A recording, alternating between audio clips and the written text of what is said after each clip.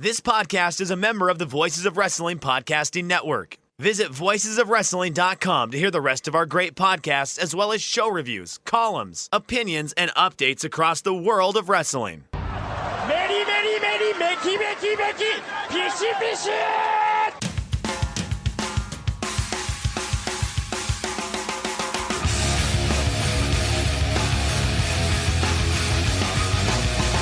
You are listening to the Voices of Wrestling podcast with your hosts, Joe Lanza. X out and go listen to some boring podcast where they're afraid of their own shadow.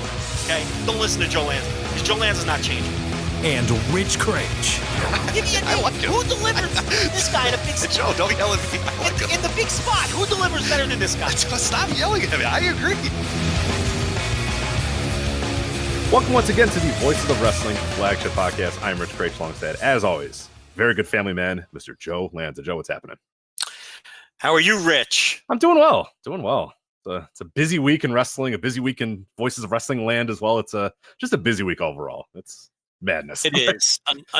Unlike you, who will go on fancy vacations in the middle of packed weekends, I canceled my plans this weekend on my wife's birthday, no less, to stay home and make sure I do what I got to do and watch all of these big shows this weekend. How about that dedication? That is pretty good. Yeah. So how did that conversation go? Did you tell her? Sorry, Toots. Royal Quest is on NXT UK TakeOver Cardiff going on this weekend. I can't go to Vegas for your, because you guys were going to Vegas, correct? Yes. Vegas, nice. So That's not nice because you're not going anymore, but that's exactly what I said, complete with the sorry toots. yeah. Okay. Because Joe Lanza wears the pants around here. Okay, pal. Yeah, it wasn't my decision to cancel the trip, but the trip has been canceled, and I get to stay home this weekend and watch all of the wrestling. Now you can come to Chicago. That's the best bet, right? Yeah, a little too late to come to Chicago. Damn it. Well, no. Still got to get in a car. Get in a car right now. You'll be here in time. So Still got to take her out to the fancy dinner. Still got to do the birthday. So the Vegas trip is canceled, but the Well, yeah, you think I'm the off the pop hook and circumstances still. I thought like she had something she had to do or whatever, but no, you just have to take her out here. Well, there is something else that has to. Yeah, but the point here is I still got to spend the money. I mean, right, exactly right. You might as well just go to Vegas. Right. I mean, I'm still on the hook for a dinner and some kind of hokey gift or whatnot. So that I got to still figure out. Isn't that in like 2 days? Yeah, I'll figure it out. I'll get there. It's always Us Weekly and a box of chocolates. There you go. There you go. The old like the box of Russell grocery Stover, store right? flowers. Yeah, grocery store flowers. Russell Stover's chocolate, and then a Us Weekly or National Enquirer. So Us Weekly seems like the good one, right? That seems like a nice wholesome. Yeah, and a $50 gift card to Victoria's Secret or something, right? Right. That's all you need. All of that can be purchased at the checkout line at the grocery store. So you're perfect. You get what you got to get, and get her a little something nice too. My wife is such an angel and so nice that she wouldn't even express the disappointment if that's the move I pulled. In fact, I think I might pull that move as a gag. Should I do it? Should I? And then give her that, and then just see the reaction, and then come out with whatever the good gift, ideally. So let's do this. Okay, so a box of Russell Stover. Right, we have like Fannie Mae in Chicago. I don't know. Do you guys have Fannie Mae out by Never heard you? of it. Okay, yeah, that's the Chicago thing. It comes in like a cool. That's like fancy box chocolates if you want. It comes in like a cooler and stuff in every grocery store. But yeah, Russell Stover's is like the basic generic. What about the good one? How about the Whitman sampler? As you were talking, I was Googling because it's the yellow box. So I was Googling yellow box chocolate samplers or whatever. Because half the chocolate's garbage. Like 3 of them are filled with toothpaste that nobody wants to eat. Right. Like everybody knows the ones they want. There's some dumbass salted caramel ones in there that aren't very good either. Like she's gonna eat 3 of them and then it's gonna stand on your kitchen counter for a month until you just throw it away. So I'll get the Whitman sampler, the grocery store flowers with like the sticker still on it to prove that it's from the grocery store, right? With like the fucking UCB code or whatever you call it. I believe it's the UPC there, sure. UPC code, and then like the Victoria's Secret gift card, but like for $20. Yeah, like a low amount where she can only really get like Nothing. underwear. She can get like, a pair of underwear or whatever. Where it will pay the portion of one bra. Right. Right. So get like a $20 gift card to Vic's Secret. Right. And then just flowers. the most garbage like girl magazine you could find at the counter. Like just throw in the magazine. Right. Have the best sex of your life. Or like, hey, look at what Prince William's doing today. Like you won't believe it. Right. And Prince William's cheating on the princess. And present it one at a time like it's I got more. Wait, that's not one all. More. There's one more. Then finish up with like the magazine and then just see how well that she sells not being disappointed, right? Right. Yeah. Maybe even record it for maximum effect. Put it behind a paywall. Right. And then, I'm staying out of that. And then I put the wedding behind it. I know, but it's still to this day horrifies me that you did that. But well, you got to make a buck. Patreon and then Voice Wrestling, by the way. So. That's right. $5 tier if you want to watch it. And then bust out the real deal, and then go to the fancy dinner. So I think I'm going to do that. That's and report back. That's a good call. Yeah. But here's the problem: I can't report back because, as I was about to get to, I, a hardworking member of the staff, I'm going to be around to handle my responsibilities. Rich will not be here next week because he's going to Iceland. And if you think I'm doing a bit, that's not a bit. He's legitimately art going imitates to life. Yes, yeah. You make fun of all my very standard trips, and then now I do an exotic trip, and now you have like it's like a Boy Who Cried Wolf thing at this point, where no one's going to believe that I'm actually going there. They're going to be like, "Oh, he's going to San Francisco, or he's going to Texas." And no, it's.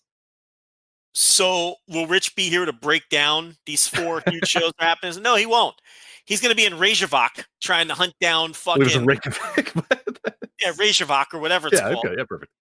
Trying to hunt down Bjork. And, he's going to be eating seal meat or whatever it is they do in Iceland. I don't even know what you would do. Fermented shark is the I'm not eating it. It looks terrible. So. All right. So you're going to be eating fermented seal meat with Bjork in Reykjavik. And you're going to be, are you going to Reykjavik? Is that where you're going? Reykjavik, yes. We are going there for a little bit. Do you think we have listeners from Iceland? I wonder. Yeah, it's a good opportunity to find that out because I'd really like to, if we can nail pretty much every one of the Atlantic islands, that'd be pretty damn good. UK, that's going to be a tough get. We got a lot of them, but getting all of them being the number one podcast in the UK is going to be tricky. But we got Isle of Man. I think we can do Iceland. I think we can do Iceland too. Well, baby steps, I hate to break this to you, but Iceland is not part of the United Kingdom, Rich. I'm saying we can't get the United Kingdom. I'm saying I want the other islands of the Atlantic. Okay, I hear you. A little Greenland, get a little Iceland. There's some random ass islands that nobody lives on. Those are probably Voice of Wrestling havens as well. Probably. Aruba would be nice. Aruba. I don't think that's Caribbean too. Yeah. That's nowhere near Iceland. I didn't say it was near. I'm just saying anything in the Atlantic, an island in the Atlantic. I thought you meant like the North Atlantic. Like I'm talking all the Atlantic, man. I'm thinking big. All right. Yeah. You're right. Once we get Iceland, we already have the Isle of Man. Once we get Iceland. Yeah. And then I don't know, like I'm sure we could get Greenland if we wanted to. It's not too hard. Well, Trump can't get Greenland. That's true. Are you going to attempt to buy Iceland? I'm going to try. The Patreon's doing all right. The Patreon's doing pretty good. Yeah, at least an offer. You know what? /Voices of Wrestling. Right. I mean, keep subscribing even a little bit more, and then maybe I can conceal the deal because it's gonna be tough. What about these monsters, Rich, who cancel their subscriptions a week before they get charged? What do you think of these guys? Oh, I've been there, but there's no excuse. You're just a monster. You're a terrible person. So I got children to feed over. You're taking food off of Joe Lance's plate. I hope you're happy. Rich has to buy Iceland. Right? I mean, why do you guys do this? Yeah, don't make me have to buy the Faroe Islands. I don't want to buy the Faroe Islands. I want to buy Iceland. So No. Oh, the nurse has chimed in that she is fine buying the Faroe Islands. I'm sure that'll be your next trip, and I'm sure it'll be during a WrestleMania weekend or something. Look, I always tell you, if it was up to me, we have to do better planning. The problem is Sheila just takes days off, and I have to be like, oh god, that's this week or whatever. But I will say this: I am planning on doing an instant reaction of All Out after the show. So if you're a Patreon subscriber, that's a good little hook there. Patreon.com/Voices of Wrestling. You weren't trying to do that, but that is because I want to get my thoughts on All Out on audio, so I'll be able to do it immediately after the show. That I'm not attending, even though it's happening 20 minutes from my house, because that's just how things work out for this All Out on this here AEWMecca.com podcast here. So Rich is salty because we didn't get press pass. I didn't get press. Some people did. Some people did, but I didn't. So it's fine. It's cool. It's all right. I don't know what to tell you. They say it's a random draw. What do you think about that? You're not so sure? I'm not so sure about that. We don't really bury them anymore. I mean, the pre-shows we bury. Yeah. I mean, we know they're listening, but No, I'm sure it's not any particular. They're too big for me now. They're too big for the little guys. They forgot Big where they came time from. I forgot where they came from. It's fine. Are they still sending us checks? Oh yeah, the checks are still coming, so that's fine. Well, then don't worry about it. You know, AEWMecca.com. Yeah.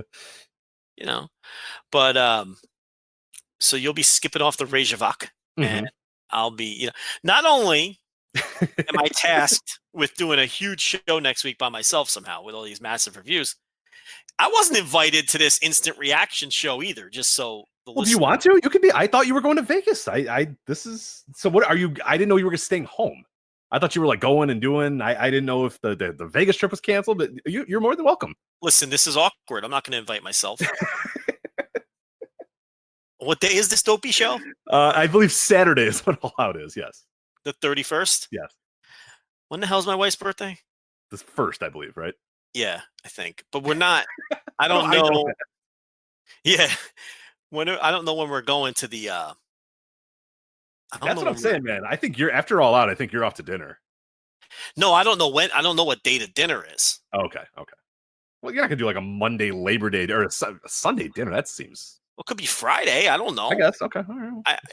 I really don't know. I just told her, pick whatever place you want and make the damn thing, and I'll take you there. So yeah, I don't know. I don't know if I'll even be watching All Out live. So that's all right. Again, it's all. I don't want to invite myself. So it's fine. I'll just. Don't worry. I will break it all down next week on this show somehow, all by myself. I'll just have to take multiple breaks. That's all. It's a lot to talk 3 straight hours by yourself. You know what I mean? While you're off eating seal meat or whatever it is you do in Iceland. Shark. I believe it's shark. I'm not eating the shark anymore. So, what do you do in Iceland? Do you ski? Do you fucking? I'm not skiing. I'm mostly hiking, outdoor stuff. I don't ice skate. No, I'm mostly like ice fishing. Like what is it? No ice. No, we're going in September. I don't think there's a lot of ice fishing going on there right now. No, just kind of hiking, being outside, doing stuff. Wait, She's gonna take photos. It's not cold there right now. It's like 50s. You know what I mean? Not like. It's not 20, it's not snowing or but it's got a nip to it, a little nip in the air. Little nip. Yeah. Like a little nip. So, all right. Go to Iceland. I don't know. Whatever. All right. Before this goes completely off the rail, I feel like you're very upset at me, but we obviously have, as you said, a huge wrestling weekend to preview here. We got All Out, Royal Quest, NXT UK TakeOver Cardiff in front of the NXT UK universe. I can't wait, Joe. I know you can as well. Rev Pro, Summer Sizzler, just a ton of shit to go over. But I did want to touch on this real quick because we got and this is from Dominic D'Angelo, who writes for WrestleZone.com, tweeted this out a little bit earlier, and it was a picture of the menu at Starrcast. So Starrcast, Joe, of course, we were famous last year, getting in trouble about Starrcast, is the podcast convention, the meet and greet convention, that sort of stuff going on. Adjacent, what's the term there? Because it's not with All Out, but it's kind of, you know what I mean, like kind of in that weird little, what would you call it? Adjacent, relative, like what? They don't want to say. They don't say that they're partners, but it's like, yeah, we're here and you're here, and like, what would you? They piggyback them. I think piggyback. Let's go with piggyback. That's fine. Adjacent, piggyback, whatever. So we have the menu here at the Market Bowl, which is before we get to the menu, and I want to break down that menu. Don't you think it's funny how our instincts were dead on when we chose not to participate and sit in a hallway and record a podcast in the hallway of the hotel that first year? And we got lambasted for that by the organizer. And now they don't even do that anymore because all the other shows that did participate now realize that it was pretty much a scam. Right. Can we victory lap that? We can victory lap that. Absolutely. And then we got a beautiful booth at the Podcast Movement stage. I got to have a great conversation with Dave Lagana after Cody wins the NWA title. On a professional broadcasting stage from a professional broadcasting entity, which is what we opted for. We got a little passive aggressiveness from some people for that, but our instincts were dead on. the entire way. And I don't think Starcast hasn't done that dopey podcast. I don't roast believe they right? are. Yeah, it's really just meet and greets this year, and just little like seminars and whatnot, and talks or whatever. But yeah, I think the podcast row is So the this year. the lesson here is you can only get people to pay for the right to do their podcast at your convention once before they realize it's not a swell idea the second time around. Rich is just tugging his collar. He doesn't want me to because you're not going to be in Chicago. I got to see some of these people. None of you are going to hear this. He's going to edit all this off. But I just want to point out that was a big thing at the time, and it was last year at this time. It was definitely the talk of the show was us not going to Starcast and turning it down, and yeah, how we were correct every step of the way with our instincts and the way that it has all played out. Now, they want to put us on the stage with the other big boys, then we'll talk. But yeah, that was just that was just bad. I mean, God, but hey, you got to work your hustle. Yeah, they made a lot of money. They made a lot of money off of that. They did pretty good job there. And you did a show where you didn't have to pay from a professional stage. It was a tremendous show. Yeah, right. Got to talk on good mics. Got nice everything all set up for me. It was nice and good. Got the great guest and Dave Lagana. Yeah, it was awesome. Yeah. So. All right, let's break down this menu. All right, so you are a restaurateur, right? What is your official? What would you define yourself? Joe Lanza blank. What would you say?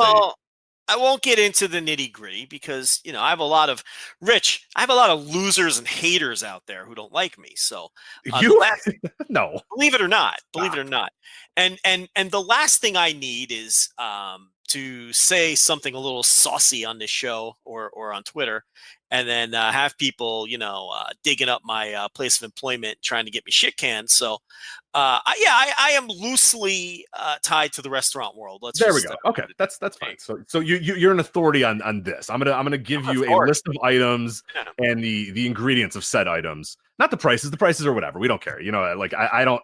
We don't need to get into that. I could break down the price per plate and tell you if they're doing a nice job here or whatnot. But I don't know. It's not a home game though. You know what I mean? Like you don't know. It's like a hotel in Chicago. Like these I look at these prices and I'm not immediately stunned. I'm a little surprised by them, and I'm not immediately stunned. So that might be. I don't want you to again. Now that I know that you have haters, I don't want you to acquire any more haters here with your ignorant knowledge of Chicago pricing markets or whatever. So if you want to do the prices, I can do them. But I was just going to do the items and the ingredients. Is that fair? Let's break them down. Yeah. Okay, let's do that. So we got the first item on the list here at the Market Bowl is the Lucha Brothers Nachos. These are crispy fried tortilla chips, homemade chili, chipotle cheddar, sour cream, and scallion. Joe, what do you think of the Lucha Bros Nachos? Little basic. That's what I was thinking. Those aren't very exotic ingredients on those nachos, but it sounds like they're just keeping it simple. It's a nice, safe nacho that a customer could order, and it's they're not trying to reinvent the wheel with those, though. I will say that much. I'm a little surprised that they would do the chili, and it doesn't say if the chili has meat in it or not, because I would say that would be a pretty good option for the vegetarians. Is go to the nachos. It's usually a pretty good way to go. But at that chili, I don't know if it's got meat in it, so that could be I could really swing things one way or another. So, quite frankly, Rich, what does it matter what the vegetarians are? You're not wrong. All right, Marco Stunt Tots, tater tots, breaded cheese curds, pulled beef short rib, caramelized onions, and gravy. Yeah, you lost me at the tots immediately. What am I, 5? What am I eating? Tater tots. I like tater tots a lot. I just ate tater tots before we talked. Yeah, they're fantastic. You lost me at tater tots. Now you're putting cheese curds on them. You're mixing too many worlds here. It's kind of like a poutine, but not. It is basically a poutine, but with tater tots instead of fries, which is just like. I like tots. I like the tater tots, but do the fries then if you're going to do poutine. Kids are going to instantly go, ooh, tots. And then you're going to go, they have cheese curds. And the kids are going to go, well, I'm not eating they're not going to eat the beef short ribs. So you lost me at tater tot. You're combining too many worlds here. You're trying to make a fancy tater tot. There's no such thing as a fancy tater tot. Okay. Tater tots are just a shit children's food. And no, that's a bad meal. Okay. So would you consider them 0 for 2 then with the Lucha Bros nachos and the Marco Stunt Tots? Nachos are fine. It's a neutral, safe meal. They didn't go crazy. Now, I don't have a problem with the nacho. Every restaurant of that type, I assume there's like a casual dining. It's just some generic like hotel diner thing. You should have some kind of nacho. So I'm fine with that. The tots, though, can hit the bricks. All right. We have the Bean the Elite cheese sticks here. 5 toasty cheese sticks with marinara dipping sauce. They're just standard that, you know That's that they're just frozen right off of the fucking Cisco truck mozzarella sticks. How much they charge you for those? $7. This is what I wanted to bring up the prices sometimes.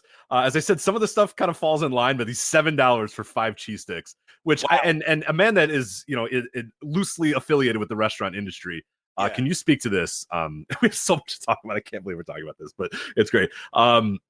Mozzarella sticks. I always see them on menus, and they're always like the most expensive appetizer humanly possible.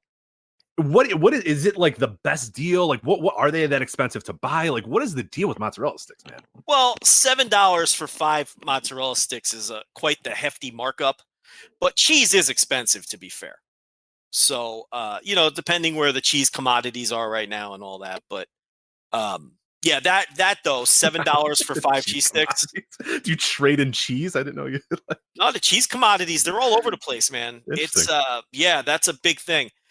Especially, I used to be a suit rich in the competitive pizza business, as you know, for many different pizza companies, and cheese is very volatile. Interesting. Okay. Yeah, it's a volatile market. And well, I get it now because any like that $7 is like staggering, but like if you go to a place like the mozzarella sticks are like $6 is minimum for the mozzarella sticks. I'm always like, man, like.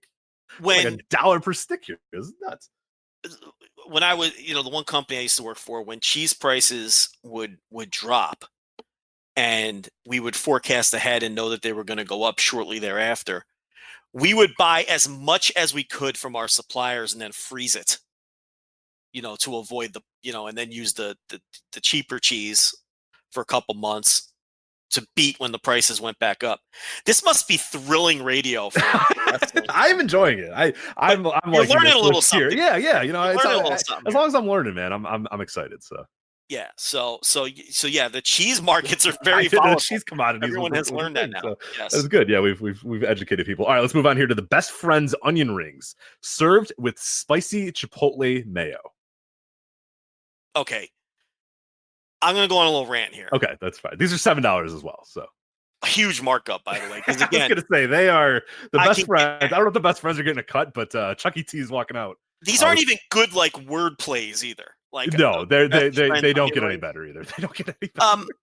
These very obviously are also frozen straight off the Cisco truck onion rings. I have no doubt about that in my mind. I don't think there's somebody hand cutting and breading the finest onions for these onion rings. I'm not getting that. I'm not picking up that vibe at all. And obviously, if you cut and bread your own onion rings, it's going to be a little better. But I don't get the impression that that's what these are here. But what annoys me about this item is the chipotle mayo.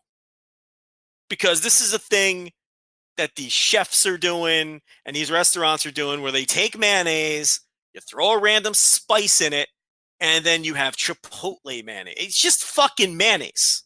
Okay, it's lazy. It's a lazy side. It's a lazy condiment to serve. And who wants to dip onion rings in mayonnaise? Yeah, it doesn't sound. I'm not a big onion rings guy, so I can't really speak to it too much. But yeah, not up my wheelhouse. So. Tired of these quote unquote fancy mayonnaises, which it's just lazy. You take a tub of mayonnaise and you put chives, and now you have chive mayonnaise. Or you put fucking garlic and you have garlic mayonnaise. You put chipotle, you got chipotle. It's lazy. Okay, I don't like it. I don't approve of it.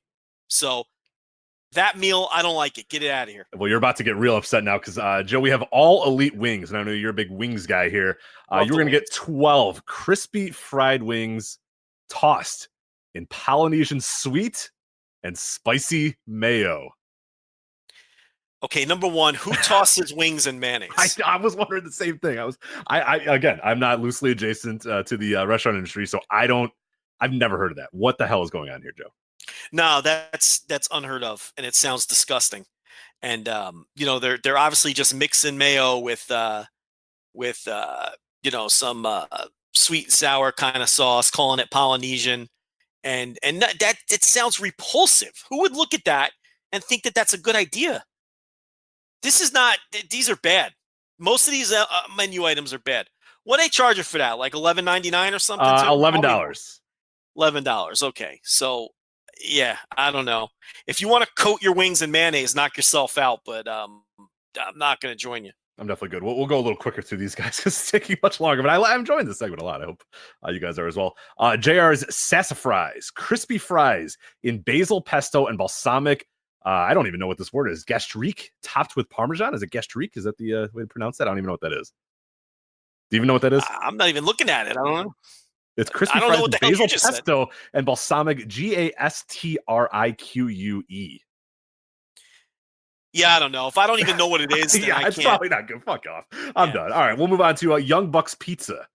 Young Bucks Pizza. So it's not even the Young Bucks Pizza. It is one of the Young Buck and their pizzas because it's the apostrophe S is in the wrong place. I should let them know about that. Anyway, big enough for two, cheese or pepperoni. That is $8 for that. But Joe, if you want to add fries and fries or a salad to your Young Bucks Pizza, it's going to cost you $12. You can add fries or a salad to your Young Bucks cheese or pepperoni pizza. What do you think for about that? $4? I mean, listen, I appreciated a good upsell. Okay, you got to shake people down for as much as you can get. But $4 salad, that better be a fancy fucking salad, and I bet you it's iceberg lettuce, shredded carrots, one tomato, one cherry tomato. Right, that's exactly what you're getting, and it's a fucking $4 upsell. Oh, wow, they got balls. This place. They do have balls. They have balls. Luchasaurus's Dino Tacos. We got 3 soft tortillas, beef or chicken, lettuce, Monterey Jack, salsa, sour cream, and guac for $11. Again, sounds like a very basic time. $11.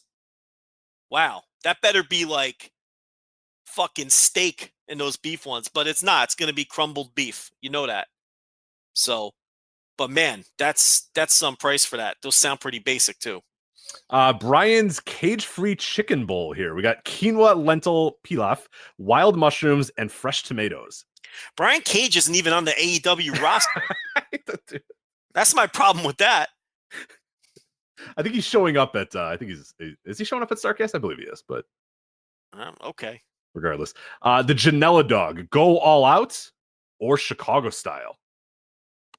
So it's just a hot dog, but you can go all out, Joe, or you get the Chicago style hot dog. So you can get a Chicago Janela dog. Yes, or you can get an all-out Janela dog. I don't know what's on the all-out Janela dog, but the Chicago one had the pickle on it and everything. Yeah, pickle, tomato, sport pepper. All right, okay. The problem is, and this is the fundamental flaw with what I'm assuming this dog is going to be, is that when you say Chicago style, it just can't be. This is when like I go other places and I see that they sell like Chicago style. Like it's the type of hot dog that's used, it's the bun that's used, it's what I mean. There's a lot of things that go into it, and people just throw like relish and like a tomato on it and be like, yeah, Chicago style. I'm like, no, there's like an art to it. Like you get, it's not just things that you think that it's on, that are on there. There's, you got to do. So I don't know. What about the all out dog? What do you think about the all out dog? What's on the all out dog? Could you even? I can't assess this without knowing what's on it. They don't say. I mean? I know it could be great. No. I mean, it could be the best, but it could be ketchup and mustard. I don't know. I don't know. Well, based on what I've heard so far, it could go either way because they get real fancy with their fucking fries. But some of the other shit. But their tacos are just like generic bullshit. Yeah. Joey's pulled pork here. We got piled high with barbecue sauce, Kaiser roll, and fries. Is that a masturbation joke? Oh, it is. I just got that. That's a masturbation joke, Rich. I think you're right. You're right here. All right, let's move on here. Librarian's silent steak sandwich. You ready for this one, Joe? I know you love the Librarians. You're going to get shaved prime rib, provolone, gravy, and fries. That sounds good. I'm down for that. Does it sound $15 good, though? Prime rib, provolone. I mean, if it's prime rib on there. That's probably the best value. That is, of everything we've read so far, that is, I think, number one on my list that I would eat. It might be the best item. Yeah, that might be what I'd go with, yeah. All right, we got Brandy's CBO sandwich. It's a classic club with lettuce, tomato, bacon, turkey, and fries. What are they charging for that? $11 there. Yeah, I was gonna say $8.99. A little overpriced for BLT. They keep it simple. Yeah, well, I mean, you get the turkey in there too. It is There's it turkey is on there. generic. That's fair. That's fair. Yeah, but it's wheelhouse, but that's fine. Yeah. I could see myself eating that for sure Yeah, there's turkey on there. as well. Okay, All right. I can give him a break. Yeah. All right, we got two more here. MJF's middle chicken fingers, the only name so far that's been pretty good. 5 chicken fingers served with fries, honey mustard, or blue cheese dip. Again, these are going to be frozen. They're not back there cutting up chicken cutlets and bread, so this should be what, $7.99? $10.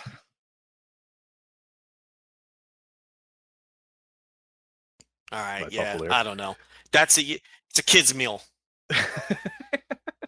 All right, Children's meal, chicken fingers. It is. Come on. It is. Yeah, you can get pair that with the tots, and the kids are ready to go for $22. They're all set. So Yeah. all right, American Nightmare Burger. We're gonna end it here. A grilled patty, barbecue pork belly slab, onion rings, spicy pickles on a brioche bun with fries. Wait, what? A pork belly is on there? You said. So you got a patty. You got your burger Yeah. patty. So it's a normal burger. You also have the barbecue pork belly slab on top of the patty. All right, I heard enough. No, this is junk. That you're throwing onion rings. That's not children's. I can't. Yeah, no kid is gonna eat this. What are you talking about? I can't. I can't. It's too much. Just Okay. if you're gonna serve me a burger, serve me a burger. I don't need a pork belly slab on top of the fucking. There's beef and pork. There's on beef this and thing? pork and an onion ring and spicy pickles. It's all no. It's too much.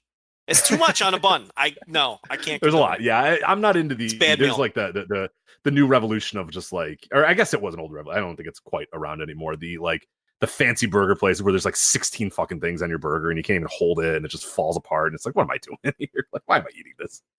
It's a joke. All right. Anyway, thank you, Dominic D'Angelo, WrestleZone.com for sharing that incredible market bowl menu there. And we got some insights from Joe. I learned about cheese commodities, things I've never thought I would ever know. So that's good.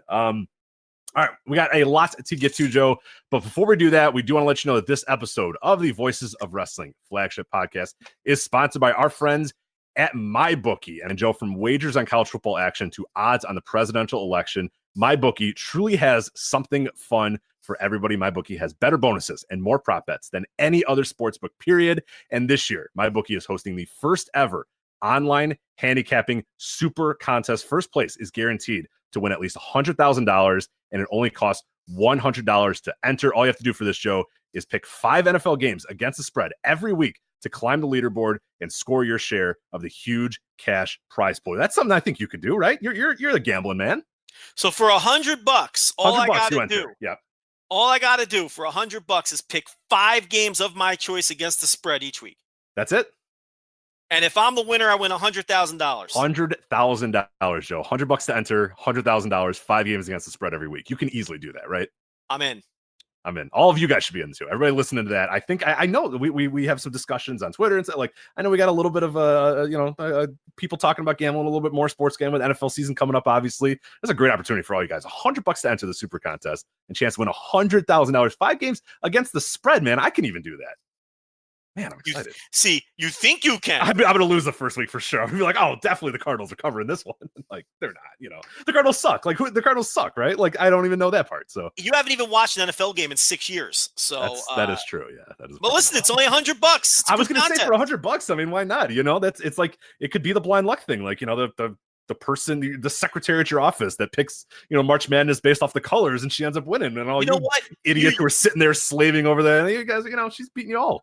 You would be the jerk that wins. Exactly. Right. I'm sitting here in my visor with my, with my calculator and your unlit cigar, in your mouth. Yeah. I'm handicapping like I've been doing the last 25 years. You'd come in, you haven't watched a game in 6 years, and you would win. So you absolutely should enter. And that is why MyBookie is always the right play. We say this: you bet, you win, and they pay. MyBookie has live in-game betting on every single NFL game, as we mentioned. They've also got the most rewarding player perks in the business. And for fantasy guys out there, you can even bet the over/under on how many fantasy points a player will score in each game. That's actually interesting to me too, because if I don't know the point spreads, I don't know the teams all that well.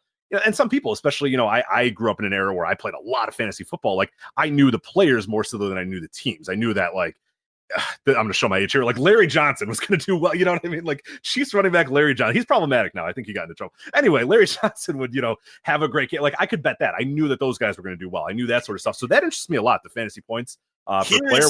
Would you get involved in that at all? You think? Here's proof you haven't watched an NFL game in 6 years. You just used Larry Johnson as your point of reference. Didn't he retire like 10 years? I don't know. Kansas City Chiefs, like Priest Holmes. If Priest Holmes has a good game, you're going to win, folks. That's great. Okay. So. Rich, please stop. Please stop. So my bookie is offering up to $1,000 first deposit bonus. You can double your first deposit. All you have to do, Rich, you paying attention? Use promo code VOICES, VOICES, to activate the offer. So visit MyBookie online today. That's MyBookie, MYBOOKIE. And don't forget to use the promo code VOICES, VOICES. And when creating your account to claim your bonus, bet, win, get paid. MyBookie. All right, let's get into it here. We got All Out coming up this weekend. We're going to lead off with that. As of course, August 31st, we'll talk about it at the top of the show. For people that don't know, if you maybe haven't been aware, it is on pay-per-view and also BR Live. So same thing as the first show that they did. So not going to be free. It's not going to be streaming. It is pay-per-view and BR Live. That's not as much of a talking point as it was for that first show, because we don't really need to touch on it anymore for Double or Nothing. Like they proved that they are a pay-per-view commodity. And before we kind of get into the card itself, do you think where's the buzz? Where's the VOW buzzometer? Where's the Joe buzzometer right now for All Out? Do you feel it as much as you did for Double or Nothing? What about for Fighter? Like where does it kind of fit in the pantheon of all elite wrestling pay-per-views or big events that we've had so far? It doesn't feel as big as Double or Nothing. It's hard to say. I think the failure to properly heat up Adam Page has hurt it for sure. But I think they really did a tremendous job in handling the Mox situation. I think they nailed that because they gave everyone the disappointment of Moxley not wrestling on the show. And then about 20 or 30 minutes later, nobody was disappointed anymore, and everybody forgot how disappointed they were when they inserted Pac as the replacement. And I think everyone is more than satisfied with that. So I don't think it's going to hurt them losing Moxley. I think whatever pay-per-view buys this show was going to do with Moxley, they're still going to do now. Which is a bold statement when you consider that Moxley, coming off WWE TV and right, coming off a great New Japan run. But I really feel like, there was a lot of excitement around replacing him with Pac. No, I kind of have the same thought as well, is that like you can, and I think you can have both thoughts. You can have an idea that Moxley is a big deal and a big star and a reason why people would watch the show. But then at the same time sort of say, okay, well, Moxley's off the show, but I don't know that those people that were saying, oh, well, I'm going to watch it because Moxley is in it are now like, maybe I'm wrong. Maybe we'll see that number kind of come through, but I don't feel like any of those people now are going to say, oh, well, forget Moxley's off. I'm done. Like, I'm not going to watch the show. I feel like, and that's kind of the benefit to All Elite and a lot of what they've been doing is that like they get people in and then it's all about kind of hooking them with other things. Yeah. Okay. You came in because of Moxley. He can't be there, but cool. Here's the other stuff we have. It's not like, I know like it's hard to address that. It's hard to kind of rationalize that of like, you can say that he's a big deal and you can think that he's a big deal. We talked about it last week. He's one of the big reasons why this show sold as well as it did. It's a big reason why the show had as much buzz as it did. But now that he's gone, it doesn't feel like it's going to be an absolute negative that he's gone. But those can both be true. And I think a lot of that is because, like you said, they handled it well and they announced Pac. Like if they just said, okay, well, Kenny Omega's off now too, I don't know that you'd have people just saying, I'll forget it. I'm not going to watch it all. But they did it. I think they handled it in such a good way that anybody that was expecting Moxley, other than maybe a handful of people, will probably still watch the show regardless of if Moxley's on it or not. Yeah, I agree. The bigger issue to me is Adam Page doesn't feel hot coming into this at all. Yeah, let's touch on that because that's go ahead. Yeah, but that's our main event. No, go ahead. So I was gonna say main event here: Adam Page, Chris Jericho for the AEW World Championship. And I know we had a discussion, you and I, many months ago, talking about this match. We knew this match was going to come. We knew that it would be Page and it would be Jericho in this match. And I know at the time, and correct me if I'm wrong, you thought Jericho was the play here. Give the title to Jericho. Am I correct? Yeah, I still think that's the play. And I at the time said, I like the Jericho idea. I think you might be onto something there. I would be okay with that. But I like the idea of Adam Page winning the title too, and building the company around Adam Page and doing all this stuff around Adam Page. Fast forward to today, there is no earthly idea, not even an ounce of thought into giving Adam Page the title here. That would be a disaster to do that here. And it's amazing because this company has done a lot of stuff well. It has built a lot of matches well. We're going to talk about a match that I probably wouldn't have been interested in a year ago that I cannot wait for on the show. But I think they've done a pretty terrible job with Adam Page. And I've watched some of the YouTube stuff and even that, like, he doesn't project himself that well. The most recent being the Elite. He's on there for like 5 minutes or, 5 seconds, I should say. And it's like, dude, this guy's like challenging for your world title. And then, he's in a segment where he's doing a sit down interview with JR and he doesn't pop off the page there. And he's doing stuff with, and then like Jericho cuts a promo and it's like, holy shit, this guy's a star. This guy's the champion. Like there's no way that I feel like you can go with Adam Page here. It's just, he's not hot. He's not ready. And I don't know what the solution is for him. I don't know if it's something that can go down the line, but these last few months, this was the time to kind of get him ready for this. And I don't know anybody that would argue that he's ready for it.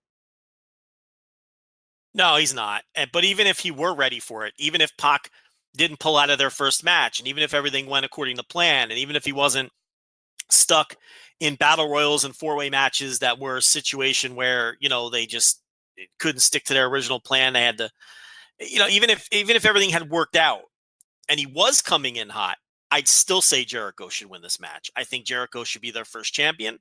I think Jericho is a legitimate star and, as close to a mainstream star as you're going to get with who they have on their roster. And I don't buy into the idea that it's a bad look that you're strapping up a former WWE wrestler or all that. He's your wrestler now. He's not a WWE wrestler anymore. He's an AEW wrestler. And, you should only concern yourself with who's on your roster and what they mean to you. And Jericho is their biggest star and he's a heel. And I think it's a better story. Even if Page were hot, I think it's a better story that he would be chasing. Why would you crown him immediately like this? If you think he's your long-term babyface star, the money's in the chase. So, you don't crown him right away. That wouldn't have made sense to me even if he was hot. I think Jericho at almost 50 years of age as well. How much more are you going to get out of Jericho? So you strike now while he's still a draw and he's still a star and he can still get in there and reasonably perform. Everything to me always pointed to put this title on Jericho. There is so much time to get to Kenny Omega and Cody and Adam Page and Pac and whoever the fuck else that, down the line you can put in the title. You have forever with those guys. You have right now with Chris Jericho. Yeah, and I think that's a great point. And I think, ultimately, I was looking for a reason to say, okay, Adam Page is like, Jericho was always the play. Jericho was the better play. Jericho was clearly, when you're going on TNT and you're trying to get mainstream publicity and all that sort of stuff, Jericho's the play. Like, Jericho's the guy you give the title to. He fits better in that role as well. It's better if guys are chasing him or whatnot. But I'm really disappointed in that there isn't just like, because there's no debate. Like, there is zero debate that Adam Page could win. Because like, I was hoping that it'd be like, okay, look, yeah, Jericho's probably the right play. Yeah, Jericho should win it. But man, look at how good Adam Page is. Like, man, maybe like you talk about strike while the iron's hot. Like, I was hoping that it was a situation where like, oh, dude, this guy's a megastar. Let's go. Let's do something with him. And it's just not there. It's not there at all, to the point where I don't think you can make, like I said, a reasonable case whatsoever that Hangman Page. Like there was maybe more of a case for Jericho before, but there was some case for Page. There's 100% for Jericho now. There is just no way that you can go to TV with Adam Page as your champion. And I don't think they're going to do it. They might. I mean, they could. Obviously, he's one of the two guys in the match. They could. But I think that would be a gross misstep and just a bad idea. As you said, go for the chase. Have him build up. And I did want to make this point, too, before we kind of move on to other matches, is the thing with Adam Page, too, is I think he's a guy who, when they're on TV and when they're able to do weekly promos and when they're able to do weekly video package or whatever they're going to do for their TV, is a guy that I think is going to do a little bit well, because he doesn't jump off the page on a YouTube show. He doesn't jump off the page on social media. He doesn't jump off the page in terms of kind of the stuff that AEW's had to rely on so far for publicity. But I think he's a guy that on weekly TV goes through a win streak, has some pretty good promos, has some pretty good video packages and whatnot. They could get him ready to go. It's just what they've been using to market, he's not great at, and it's led to what we're kind of coming to now, which the main event has one of a guy in the match that just feels as cold as ice right now. Look, maybe Adam Page is never going to happen. Maybe he'll never connect. But you put the title on Jericho here, and then you restart the Adam Page thing. It didn't work out, for a variety of reasons. Some were not within their control and not their fault, and others were their fault. I thought the layout of the Kip Sabian match was terrible. Right. And a horrible way to, and look, I don't think the plan was ever for Hangman Page to win the title, because they've been doing this injured knee deal, and that's going to be their out. He's going to lose because of the knee. And that's going to be sort of the babyface excuse for why the babyface didn't win. And look, that's clearly the direction they're going. And that's fine. You get him on TV and you start the long, slow build to Adam Page winning this title. And if he doesn't connect and it doesn't work, you have plenty of different places you can pivot to. There's stars on this roster. Kenny Omega is a bona fide pro wrestling star and mega draw. And he's sitting there outside of the title picture right now. Could easily be inserted in. Cody you could argue Cody is the most over wrestler to that fan base on every show. He is enormously over every single show in AEW. So that's a guy that you can get into the mix. And then you've got, the guys that are going to be longer term projects, like MJF is the obvious one. And, there are others, but, we'll see what happens with Page, but yeah, he absolutely should not win this match. This has to be Chris Jericho. Chris Jericho has to be the guy that you put on your TV as your champion with the belt slung over his shoulder, cutting promos on your TV. That he's the best promo in the company.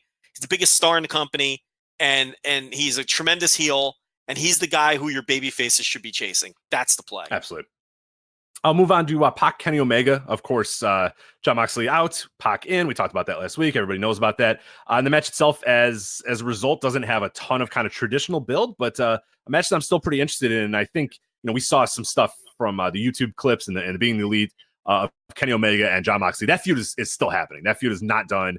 And what'd you think, before we kind of get into Pac versus Kenny Omega? I know you watched the Kenny Omega promo from this week on Being the Elite. What'd you think of Kenny and what he had to say about Moxley? I thought that whole thing was tremendous. I mean, just the way that they handled it and the way that they kept that match hot, even though it's not happening. It's just so well done. And, I don't think it was the greatest promo I've ever heard. I thought Omega did a tremendous job with the promo, but I just more think the way that they handled it, it was an interesting way to handle the fact that the match wasn't happening. I didn't see that coming. It kind of came out of nowhere. The style of promo that they used and the way that they're taking this. And we talked about it last week before we saw this promo. But again, this is sort of like a happy accident that they fell into, right? Because to me, this was the drawing match on the show, Omega and Moxley. And it's like, now you get to do this match another time and draw another house with it. So it's not the worst thing in the world that Moxley's out, because the replacement worked out so well, and because you're keeping the feud alive, and because you can now use that same matchup to pop another house somewhere down the line, or pay-per-view buy, or wherever they choose to do it. I've heard people propose doing it on TV. That's not the worst idea either, if you think that match, can draw a Look, you see how the first couple weeks against NXT shake out. And if it's not going so hot for you, maybe you do use it as a weapon on a Wednesday night. Do Kenny Omega and Moxley, even though ideally it would be a pay-per-view match. But now you have these options to consider, because you're not burning off the match now. So I really think they kind of lucked into something with this infection, with this arm infection. Yeah, as far as the Pac Kenny Omega, I mean, what are your, anything different than last week? Do you feel any different about it? Or it's kind of, nothing's really, it's just going to be like Pac versus but I don't know. I don't care though.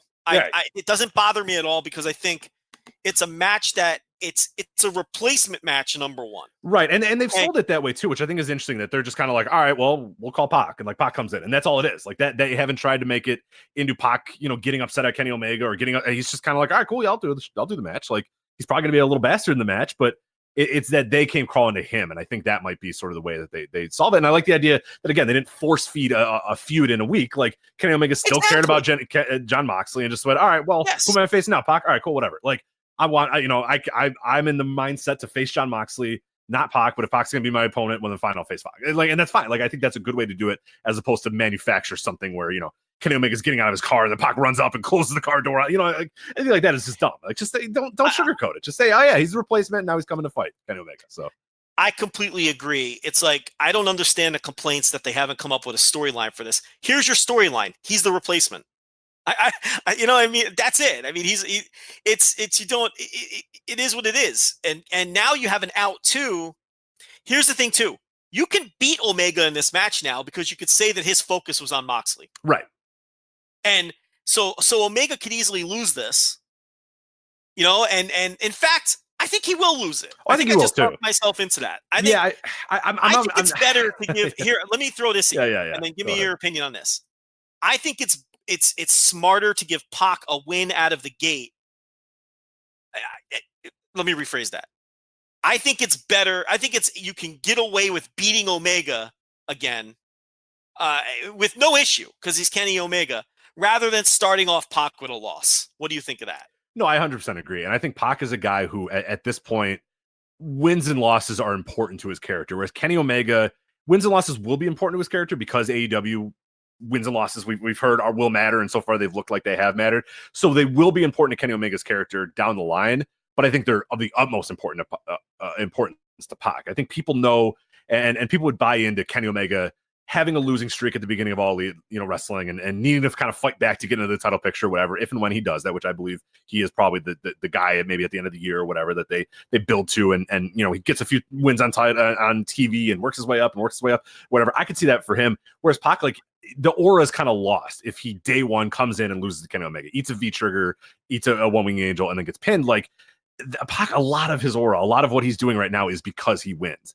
And because he's a guy that kind of comes in here and comes into companies and surprises people and wins or whatnot. So I'm totally with you that the aura gets lost a lot more from Pac if he takes a loss here. Whereas Kenny Omega can definitely eat a loss. He can eat a few more losses here. We know when they want to heat him up, they will heat him up and he'll go on a win streak. Whereas Pac, I don't think it's going to work as well if he eats a loss from the beginning and then he's got to kind of climb his way up. Or it just everything that Pac's done this year has been because he wins and it's so important and vital to his character. So I agree.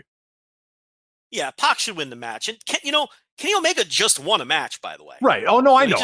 It's just like no, I'm not reminding you. I'm reminding the listener. It's like it's not like this guy is on some 10-match losing streak. Okay, so there's that factor too.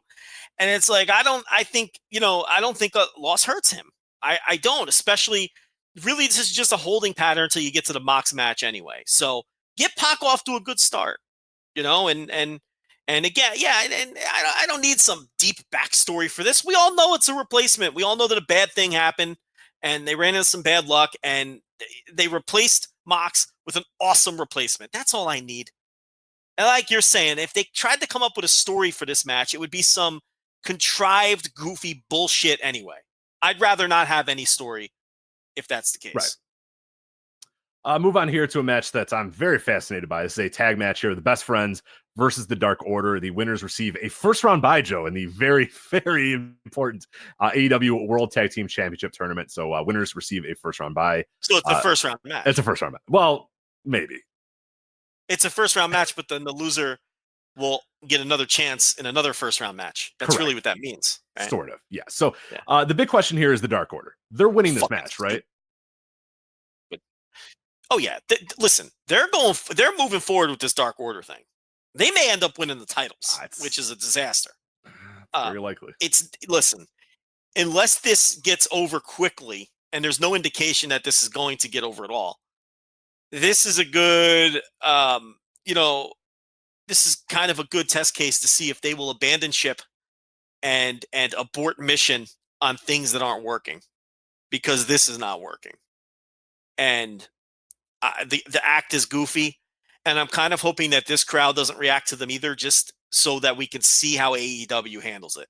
I don't want to see Dark Order get over, because I want to see how AEW will handle this sort of thing. Whether they'll be stubborn about it, whether they'll stay the course, or whether they will switch course. But I'm with you. I think they're winning this match, and I'd have them as my odds-on favorite to win the whole tournament. Absolutely. Yeah, I think there's a possibility that maybe they get like all the way to the finals and lose to somebody. But right now, if I was betting, I'd bet them to win the whole thing. And that's it's interesting. And this will be another. I wanted to say that this is like another case where we'll see how the crowd reacts, but like because it's a tournament structure, I don't know. Do you, like you said, can they just abandon ship? Like, will they abandon? I don't know. I don't know. And that's the fascinating part for me is in ring the Dark Order is fine. But will they get that crowd reaction? Will the crowd care about them? The crowd has not cared about them whatsoever. They have not gotten heel heat. They haven't gotten any heat. There's been nothing. They come out, they do their thing. They have okay matches, but nobody gives a shit. Will people give a shit here? I mean, they're going to be the mega heels here. The best friends are obviously going to be super big. So this is like the best situation possible for the Dark Order to go out there and get the crowd to absolutely hate them. Can they do that? They haven't done it so far. So I'm fascinated to see here because, like you said, because of the tournament structure, I think they're winning here. And I would presume that they win the entire thing. Like I said, they're my betting favorites to probably win the entire thing. But when would you cut bait in a tournament structure? You know what I mean? Like that always kind of. Well, like you can change. I don't think it's impossible to change course. I mean, if they go out there and don't get over again, let's say the plan was for them to win the tournament, and they go out there in this match and they don't get over again and they win. You've got plenty of tag teams you could pivot to if you sit, in a meeting and say, "Look, this is not working. We got to do something else." You can turn to Young Bucks or Lucha Bros or even if you don't want to turn to Best Friends because they're in this feud, I wouldn't personally do it yet, but yeah, Private Party, they'd be more of a long-term plan for me. Mm-hmm. I definitely wouldn't belt them up yet.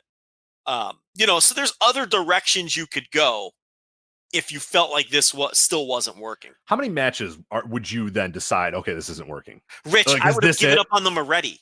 I'm with you. I would have as well. So I'm probably not the best. I would have given up on them already. I don't think it's going to happen. And I think it's goofy and I think it's silly. And I don't like anything about it. And it's not over. I would have given up already. So if they shit the bed, then there's no doubt in your mind then that it needs to be done, right? If it were me, if you're asking me if it was me, if it were me, they wouldn't be on this show and they'd go away for 6 months and I'd already have them repackaged. That's how bad I think it is. Because I think they're talented guys. We've seen them over the years have great matches, and we've seen them over the years be over in different places. I don't think it's them. I think it's this gimmick, and it just isn't working. In a promotion where the fans want to like everything. Right, and that's where I think I would have been the most, and that's why I probably would be with you as well. And that, like, oh man, like, because this company, like anything these guys do, people want to, and people will take this as a negative. It's not a negative. Like the crowd has buy-in. Like that's good. You want the crowd to be invested in what you do. You want crowds to enjoy your product as opposed to hate your product. That's kind of the point with doing an entertainment medium or whatever. But this is, like you said, it's a quote unquote easy crowd. They want to go there to be entertained. They want to go there to cheer. They want to go there to do and follow your stories and get invested in your stories or whatever. And the fact that these guys are crickets, nothing, no heat, no booze, no cheers, no irony cheers, nothing. These guys come out to crickets, and that is the most telling, is that there's just nothing coming from them. And this is the match where, like, and this is the reason why I think that this is the one where I would say, okay, this either works or it doesn't work, is because you are against the best friends. I mean, they're one of the best babyface teams in the world. They are going to get huge cheers. They're going to go for hugs. They're going to do their fun little tag team moves. They're going to do everything they can to get the crowd on their side. And if the Dark Order doesn't get genuine heel heat, if the crowd doesn't want to see those guys get beat, then it's over and it's done. And it's never going to click, especially in Chicago. In this audience, I mean, Chicago's an easy audience anyway. In AEW, at All Out, against the best friend. And this is everything. And if they blow it here, it's over. I agree. And that's why I want them to blow it here, because I want to see what the company does.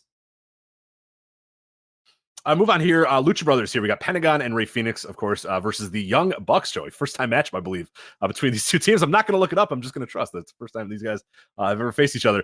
We got a ladder match for the World Tag Team titles, the AAA World Tag Team titles, not the AEW World Tag Team titles. That's a tournament. Can't win those yet. Lucha Brothers, Young Bucks. I mean, it's going to be bonkers. It's a ladder match. It's going to be great. And it's going to be crowd pleasing, and it's going to be, wildly entertaining and over with the crowd and all that. So, what else you want me to say? Listen to any of other 15 previews of the Lucha Brothers Young Bucks. There'll be super kicks. Pentagon will take his mess or his gloves off. Phoenix will bounce on the ropes a few times. The Bucks will throw some super kicks. There'll be some Canadian destroyers. I'll say this. This has to be it. If this is not it, then God, please. This has to be gotta be. No, it has. We've got to move on from here with both of these teams. Yeah. Both of them need to do something more interesting. Let's move on then. So I've done anything else to say about that match? I mean, what else do you say? Like you said, we've said it a million times. All right, let's move on to a match that I am highly anticipating. That's the one I kind of previewed a little bit before. Where a year ago, if you told me, Joe or Rich, there's going to be Cody versus Ty Dillinger on AEW All Out, are you going to be excited about it? I would have told you that's really weird, but nah, not really. But Joe, Cody versus Shawn Spears, I'm all fucking out on this match. This match has been awesome built. They've gotten so much traction. Exactly what we said is when if Spears hits Cody with that chair shot, the much maligned chair shot, and Cody gets busted open, and that's the last they ever talk about it, and they never show it again or whatever, then it was a complete waste. They have shown you this chair shot and talked about this chair shot every minute of every second that they have had. You've got Brandy out there talking about it. You got Cody talking about it. You got Shawn Spears talking about it. You have Tully Blanchard, who's going to be seconding Shawn Spears talking about it. They have gotten so much traction out of this chair shot, and this is how you use danger in pro wrestling, is you make the most out of it. You say, okay, look, this didn't go exactly how we wanted or whatever, but here's our hook. Here we go. This is old school pro wrestling at its best, and I can't wait to see this match here because you have Shawn Spears, Ty Dillinger versus Cody. And I think one thing before I kind of get your thoughts on this, I've seen a lot of people say this, and not many people that are worth our our time, but we still read every opinion that that it's out there. But I've heard a lot of people say, "Oh, they think Shawn Spears is a star. Like, look at that company." Like, kind of to make fun of them. Oh, they think Shawn Spears is a company. And I wrote this in the preview for All Out that I did on the website, voicewrestling.com as well, is that there are times in history where you would have said all of the biggest stars in wrestling, oh, that guy, how stunning Steve Austin's going to win the King of the Ring. Like, oh, Vinny Vegas is going to win the title and against Bob Bat. Like, you can say that for guys all throughout history. And no, I'm not comparing Shawn Spears to Stone Cold Steve Austin. No, I'm not comparing Shawn Spears to even Diesel or Kevin Nash. I don't know if he's going to reach those highs. But it doesn't matter what they did in other companies. It didn't matter what they used to be. It's what they are now.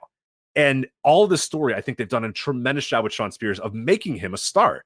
And this is what that angle is about. The angle is about Shawn Spears coming into this company and everybody's saying, oh, yeah, good little hand. Yeah, oh, yeah, Ty Dillinger. Yeah, he's a good little roster guy. And him saying, fuck that. No, I'm not a good roster guy. I'm not just another guy on the roster. I'm a fucking star. And that's it. That's all it is. And I'm invested in that story. That's an awesome story for me, is the guy proving that people say that he's one thing and he thinks he's a bigger the deal than that. And if he goes out here and beats Cody, which I think he will, and I hope he does, then he's a star. Because he's told you he's a star, and then he beat their biggest star. He'll be a star. Yeah. Like, it's not that hard. It's Pro Wrestling 101. It's like, guy thinks he's a star. People say he's not a star. He proves he's a star. Like, I don't buy this thing. Oh, it's Ty Dillinger. Nobody's going to care. It doesn't matter what you were before. It doesn't matter that you were 10 guy a year and a half ago if you do a good job with what you have now. Like you said, the Chris Jericho thing. Oh, you can't give the title to Chris Jericho because he used to be in. Who fucking cares? He's your guy now. He's signed now. It's what you do with guys. It's not what they used to be. Nobody will remember Ty Dillinger if Shawn Spears goes out here and has a kick-ass match with Cody, wins this match, and has a 3-year run, near the top or upper card or whatever of 8. Nobody will ever remember Ty Dillinger again, or it'll be a footnote in history of, oh, geez, that guy was nothing here, and now look what he is over here. It's irrelevant. So the idea that, like, well, you can't push him because he was a thing somewhere else. I mean, how many wrestling stars would have been stalled if you couldn't push them because they were this somewhere else or they were that guy somewhere else? It's a really bad and ignorant take, clearly rooted in bias. I mean, that's all there is to it. And you laid out all of the reasons why. It's patently absurd. They did more to get Shawn Spears over with that one chair shot than WWE did in the 10 years collectively that he was there with his 2 runs or whatever it was. He was basically there for like 12 years or whatever. We always talk about it. And partially it was because they weren't interested in attempting to get him over. Even the 10 gimmick, which at least had him over with the Full Sail crowd, which admittedly is an easy crowd, was his idea and something that he had to convince them he wanted to do. And they were like, well, yeah, go ahead, because they didn't really care what he did. So it's like they've gotten him over that with this stuff. And you don't think that this is an effective build or that this guy has been effective in his role, then I don't know, man. I don't know what to tell you, because it all has worked. And it's been the Tully Blanchard stuff, working that in with the Rhodes history and everything. And it's what we always talk about. The stuff with Cody's fingerprints in this company is the best stuff that they have going on every show. Absolutely. And it really makes you wish that Cody was running everything. And right now it's still this collective and they're all playing nice together. And who knows if that'll last. I think that's the best behind the scenes storyline to follow is who starts to gain more power, who starts to lose power, who starts to gain favor among the group, and who starts to lose favor in the back. And that's something to keep an eye on because it's all fucking fun and games right now until NXT is beating you by 700,000 viewers a week. Okay? So that's not an official prediction, by the way. Please don't run to Reddit with that. Voice Wrestling still lands on says, yeah, I know. You got to preface it. It won't matter if you said that anyway. People grab that part of it and go with it, and nobody will listen, and everybody will just freak out. So, right. But I mean, so it's like, to me, Cody's stuff has been the most interesting and the stuff that at least I've been most interested in sinking my teeth into. And they've done a masterful job with Spears, leveraging your perception, that perception you're talking about that people have of Spears. They've leveraged that. Exactly. That's the story. And that's like people that don't get that is like, oh, Ty Dillinger. Like that's what the story is, that Ty Dillinger is going to prove you all wrong, that you all think that he's a good hand. Cody thinks, oh yeah, good roster member. And Sean Spears is going, no. I didn't come here. They're even acknowledging that they know you think these things about him. And they're leveraging that into the story as part, which again is brilliant and smart and creative and fun. So, no, I'm with you. I am very invested in this. I am very curious where it goes. I think that this is going to be a feud that will carry both of these guys at least through the end of the year. So I don't think you're going to get any kind of resolution here or any kind of blow off, not even close. This is something I think that they have a long-term plan for and settle in, because I do think that Cody versus Spears is going to be one of the programs that takes the company through the end of the year. Oh, for sure. Yeah, I totally agree. And some of the build to this has been about Cody's second, like who comes out with Cody. Do you have any kind of thoughts on that? I feel like it's probably just going to be Dustin, right? But they've kept it kind of close to the vest to the point where I don't know, but I don't know who else it could really be, because they played so much Spears and him, having Blanchard be his manager and his second or whatever, his advisor, whatever they want to say, and playing up the Rhodes feud and playing up that sort of stuff, that it just kind of has to be Dustin, right? Well, if it is, we're going to get that turn that I'm waiting for. That's I incorrectly predicted it last time, but this is an interesting one too, where Cody says, "Oh, you got your guy, well, I got my backup, and it's my brother," and like, doesn't that seem like that would work again? Like, I'm going to call it until it happens and say I was right when it does happen. But it feels like this could happen, and like you said, you're trying to find new ways to kind of or ways to kind of lengthen this feud and keep it going. I mean, that's one perfect way to do it, is that Sean Spears wins because Cody's brother turns on him. Like, I think that's an interesting way to go about it as well. Yeah. And, we'll see. I honestly don't want to think too hard about it. I want to enjoy it and watch it play out. Yeah, it'll be fun regardless. You think Spears is winning though? I mean, I think that's probably the only way you could really go. I think he has to win. Yeah. You can't say he's a good hand and then beat him. And that's just like, oh, okay. Oh, right. So Cody was right. Right. All right. Ultimately that could be the outcome at the end of the feud, but you can't do that now. And I think Cody, like Omega, can lose. It doesn't matter. He's so super over. He's the most over guy on the roster. So I think that beating him, there's zero danger in that. And it's very similar to the Pac thing. There's a lot of danger. You can really cool off Spears tremendously if you beat him. Right. You're trying to build Spears into something here and build a long-term feud. He's got to win the first one. So I think it's a pretty safe bet. All right, we have the Cracker Barrel Clash. Darby Allin, Joey Janela, Jimmy Havoc. Joe, I have one question for you. Who is going to be in a barrel and who is going to take the most ridiculous fall while in the barrel out of these three men? All right, so I don't even know anything about this stipulation. What does this mean? Am I going to hate this? I think it's just a sponsored thing. I don't know what else is going on. I'll be honest, I don't know what the rules of the Cracker Barrel Clash are. Let me see if I can clarify that. I think Cracker Barrel's just sponsoring it, so they'll just be like barrels in the corner. So okay, I don't care for, have no use for that. But I mean, if this is just some three-way match, these are just a bunch of guys who they cram on every show, who they're just letting you know or are there and around and everything until they're not doing anything meaningful with any of these guys yet. There's going to come a time where they do something meaningful with Joey Janela. There's going to be a time where I think Darby Allin's going to get a legitimate push. And, I think, and Havoc will be involved in hardcore / blood feuds. In his time, I don't think he's someone who's ever going to get pushed to the top like the other two. But you're just going to have to be patient. If you're a Darby Allin fan, you're going to have to be patient. It's not going to happen tomorrow. Same thing with Janela. I think eventually those guys will get pushed. You're just going to have to wait for it. So as far as I can tell, it's just a triple threat match. It's just called the Cracker Barrel Clash. I don't see anything that makes this any. So yeah, it's just a triple threat match. And they just got.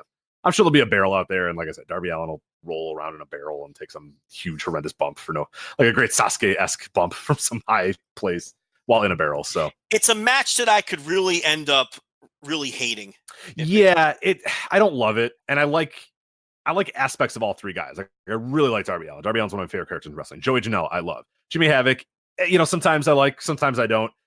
But I feel like I'm not going to like this match. I feel like it's going to get a little too plundery and a little bit just kind of, I don't know.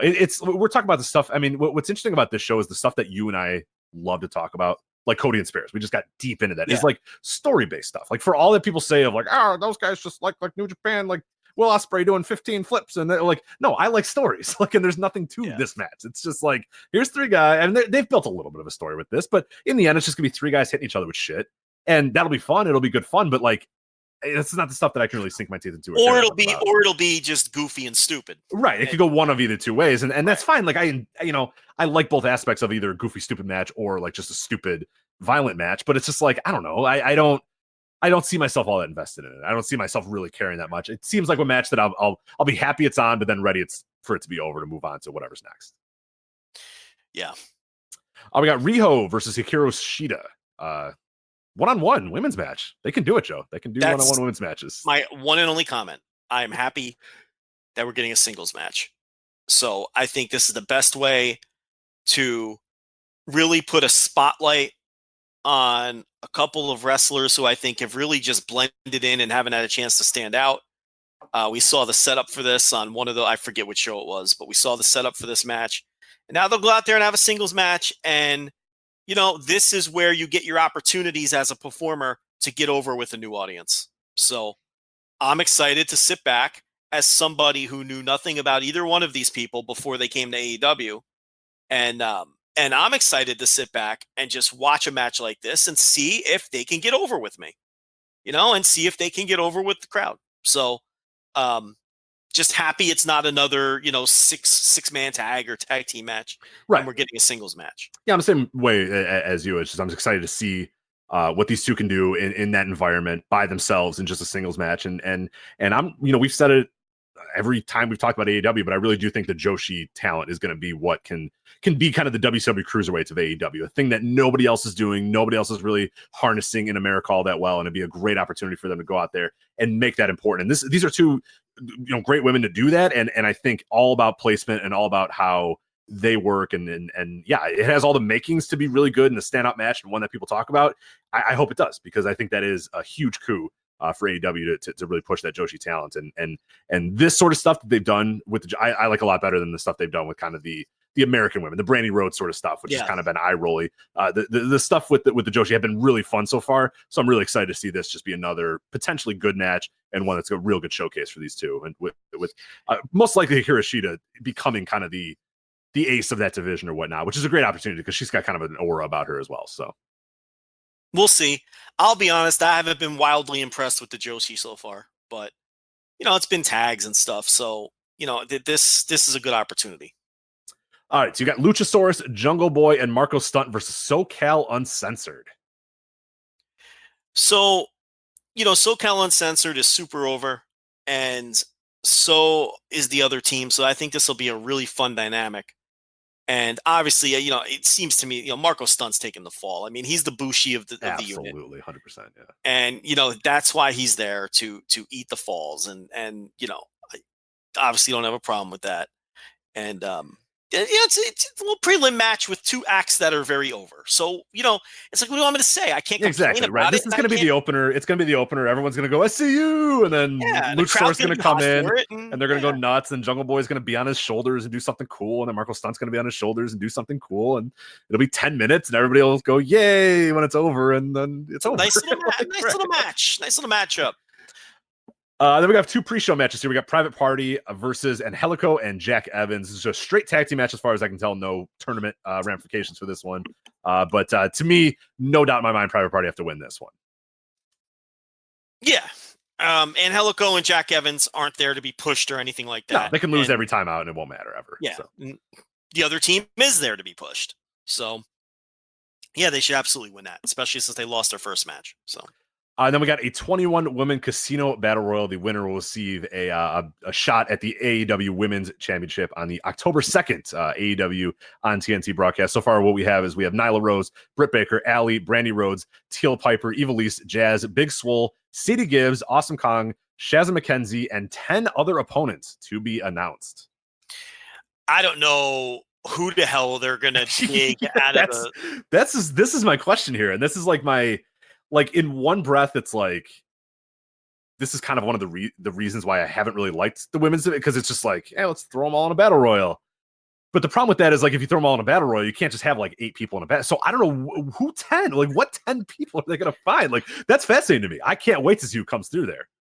Yeah, and it's you're talking about the women's talent pool, which is far more shallow than the men's talent pool, where you're just going to find 10 more people. You're at Jazz. You know what I mean? Like you're reaching Jazz. Did you see Jazz? By the way, did you see Jazz in like, the Jake Roberts videos that they're doing where he's like a blackjack dealer? Have you watched any of them? I don't think I have. What the hell are you talking about? Okay, so, all right, good. I'm glad. Listen, you got to go watch. Who knows which of the 19 different YouTube channels you need to go to, because that's a problem. This is a good example of why that's a problem. I don't know where to tell Rich to go to watch these, but you'll find them, okay? The way they introduce the people in this battle royal is they have Jake Roberts as a blackjack dealer, right? And he turns over the card, and then the woman is sitting there, and it's like that's how they've been introducing each woman in the battle royal. Ooh, I'm watching it right now. Jazz. Wait till you see Jazz. I mean, fuck. She's winning this thing. I want her winning. You saw, yeah, that's what I'm saying. Oh my god, that mask. She's winning the whole thing. She looks yoked. I mean, it's fucking crazy. She should win the battle royal, and then just like beat up Rihu and Shida during their match, and just claim the title to be hers and challenge anyone to take it. Mask is awesome. Yeah, holy crap. That's how excited I am about Jazz. I feel bad. I didn't mean to slight Jazz. I thought Jazz was like hey, let's get Jazz out there. So I didn't see that video. Holy crap, I'm in. Well, this also explains why Jazz mysteriously vacated the NWA Women's title. What? How are these two related? Are you sure? So that we kind of have our answer there. Yeah, she just looks like the fucking business in that video. And I thought that was very well done, the stuff with Jake Roberts. Rich, so that means you missed the whole controversy where that one guy was like, somebody complained. I'm very glad Jake I missed Roberts, whatever this is. So yeah, go. No, listen, this is the smoking? So this is the Nick House and the smoking thing. I did see that. Okay. The guy complained that Jake Roberts was smoking in the video and that AEW was promoting smoking. This is what we've come to, Rich. Of all the things that Jake Roberts has inserted into his body, I don't know. Worried about him smoking a cigarette in these videos. And these videos couldn't be any cooler. Yeah, that's badass. That's fucking cool. They're so cool. It's like, they made everybody look like $1 million, and Jake Roberts is fucking awesome in them. With his you got 21, well, I got 22. Which makes no sense because that means you just busted. But it doesn't matter because people are still excited. Yeah, it's Jake Roberts. You know what I mean? Right. Like that's a classic Jake Roberts could read the phone book to you. You'd be very excited about it. Like, because he's awesome. And you'd be like, wow, that's deep, dude. It doesn't matter what he says, So yeah, those videos rule, and I can't believe you hadn't seen them already. I did hear the controversy, but I guess I didn't know what the controversy was about. So fuck yeah, those are awesome.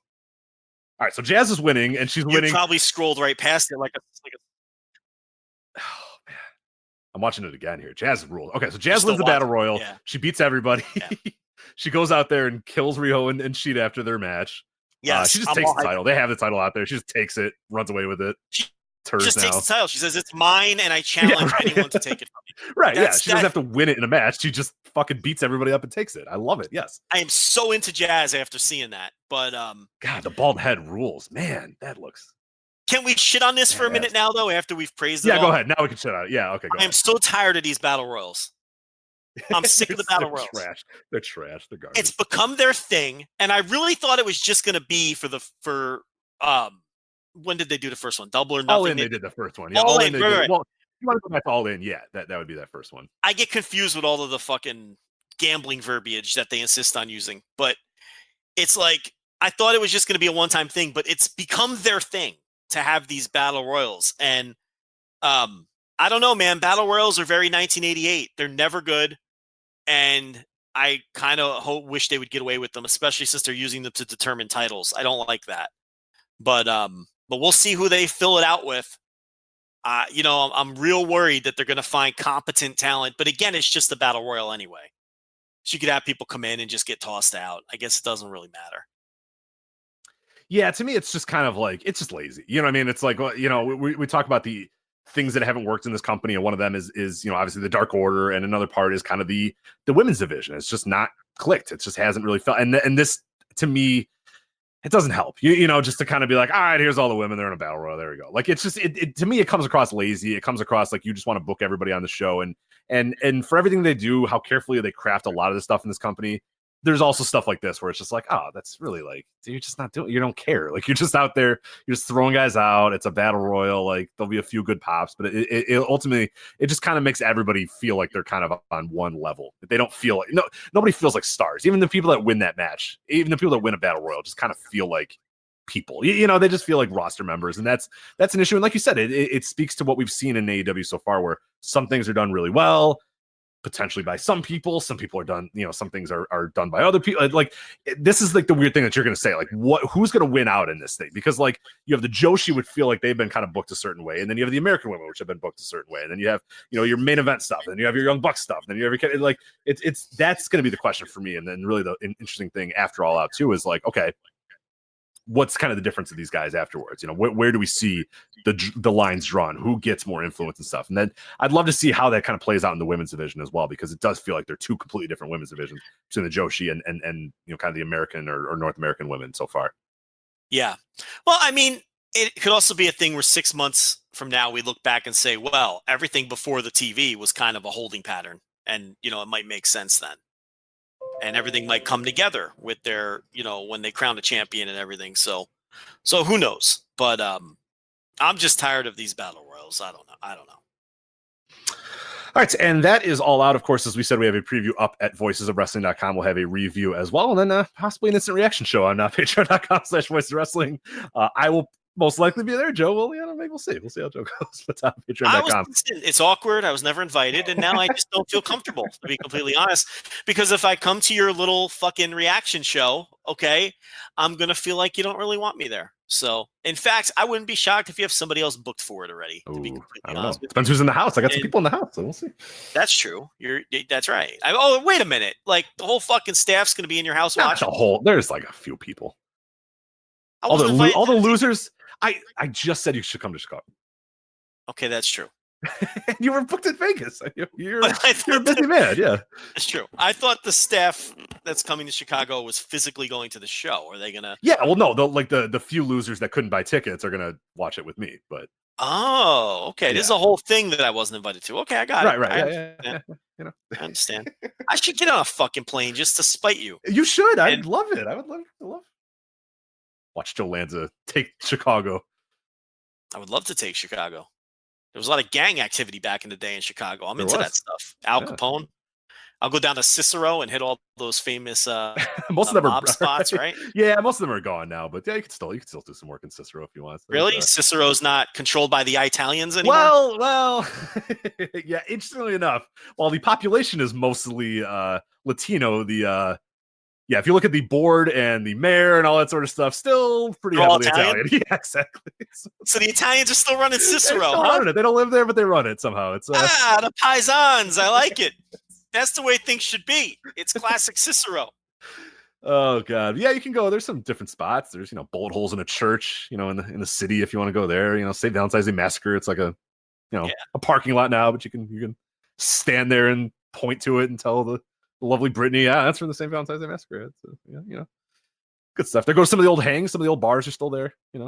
Capone's haunts are still hanging around. So anyway, that's that. That's AEW All Out. Joe, want to move on to New Japan? We got the Royal Quest show coming up this weekend as well, because yes, there needs to be even more wrestling on this weekend, and that only scratches the surface. We're only at halfway of the matches. We got two big things going on here. We got, well, I guess, should we do Summer Sizzler first? Because that's chronologically, that would be our first show, the Rev Pro Summer Sizzler. I think let's do that. We should do the Summer Sizzler first. I agree. All right, let's do that. So we got Rev Pro's Summer Sizzler, and now I'm gonna let you kind of take the lead on this, because you have been Mr. Rev Pro the last week, catching up, watching all the old Rev Pro. How far did you go back, and what'd you watch this week? Because you're like sending match recommendations from shit from like March and stuff. Like where you got all in on Rev Pro? Well, I follow the promotion, but like nearly every promotion I follow, I fell behind. But I wanted to catch up before Summer Sizzler and before we talk about Summer Sizzler, because I can't come in here with takes from March. So I had to watch. I'm almost caught up. I have like 3 shows left, but I got enough of a feel for it, and then talked to enough people to fill in the gaps to where we can competently preview this show. So yeah, I mean, this is a promotion that I regularly watch, though. It's just I'm always way behind. All right. So as far as the card itself, do you want to start from the top and work our way down, or you want to go like, do you have takes on every single match here? Do we need to do every single match? Listen, let's go through the card. I'm not going to give you 20 minutes on each one, but we can. Yeah, let's review the fucking. Let's preview the fucking thing. I won't lie. Yeah, absolutely. I'm a little bit behind on Rev Pro myself, so I can't give as many, but that'll be interesting. You can I'll lead you through it. You can kind of tell me what to expect with this match, and we'll talk about some of the big names that are on the show. But we'll start out with a singles match: Gabriel Kidd and Sean Jackson. So Rev Pro has these contenders, right? They call it, which are very blatantly modeled after the New Japan Young Lions. They come out in black tights and black boots, and they come out to the same theme. Like they play the same theme song for both guys or both teams when they come out for these contender matches. And Gabriel Kidd is one of the ones that they very clearly like and are very clearly high on. So that's what I would watch for here. Gabriel Kidd is a guy, he works nearly every show, and he seems to be the member of the contenders division that they seem to be the highest on. All right, so we'll move on here. Real breaking news real quickly, though, if you want to. We talked about it last week, the Jim Lynam tournament going on AEW. Yeah. Fatu. Yes. Didn't show up. Holy shit.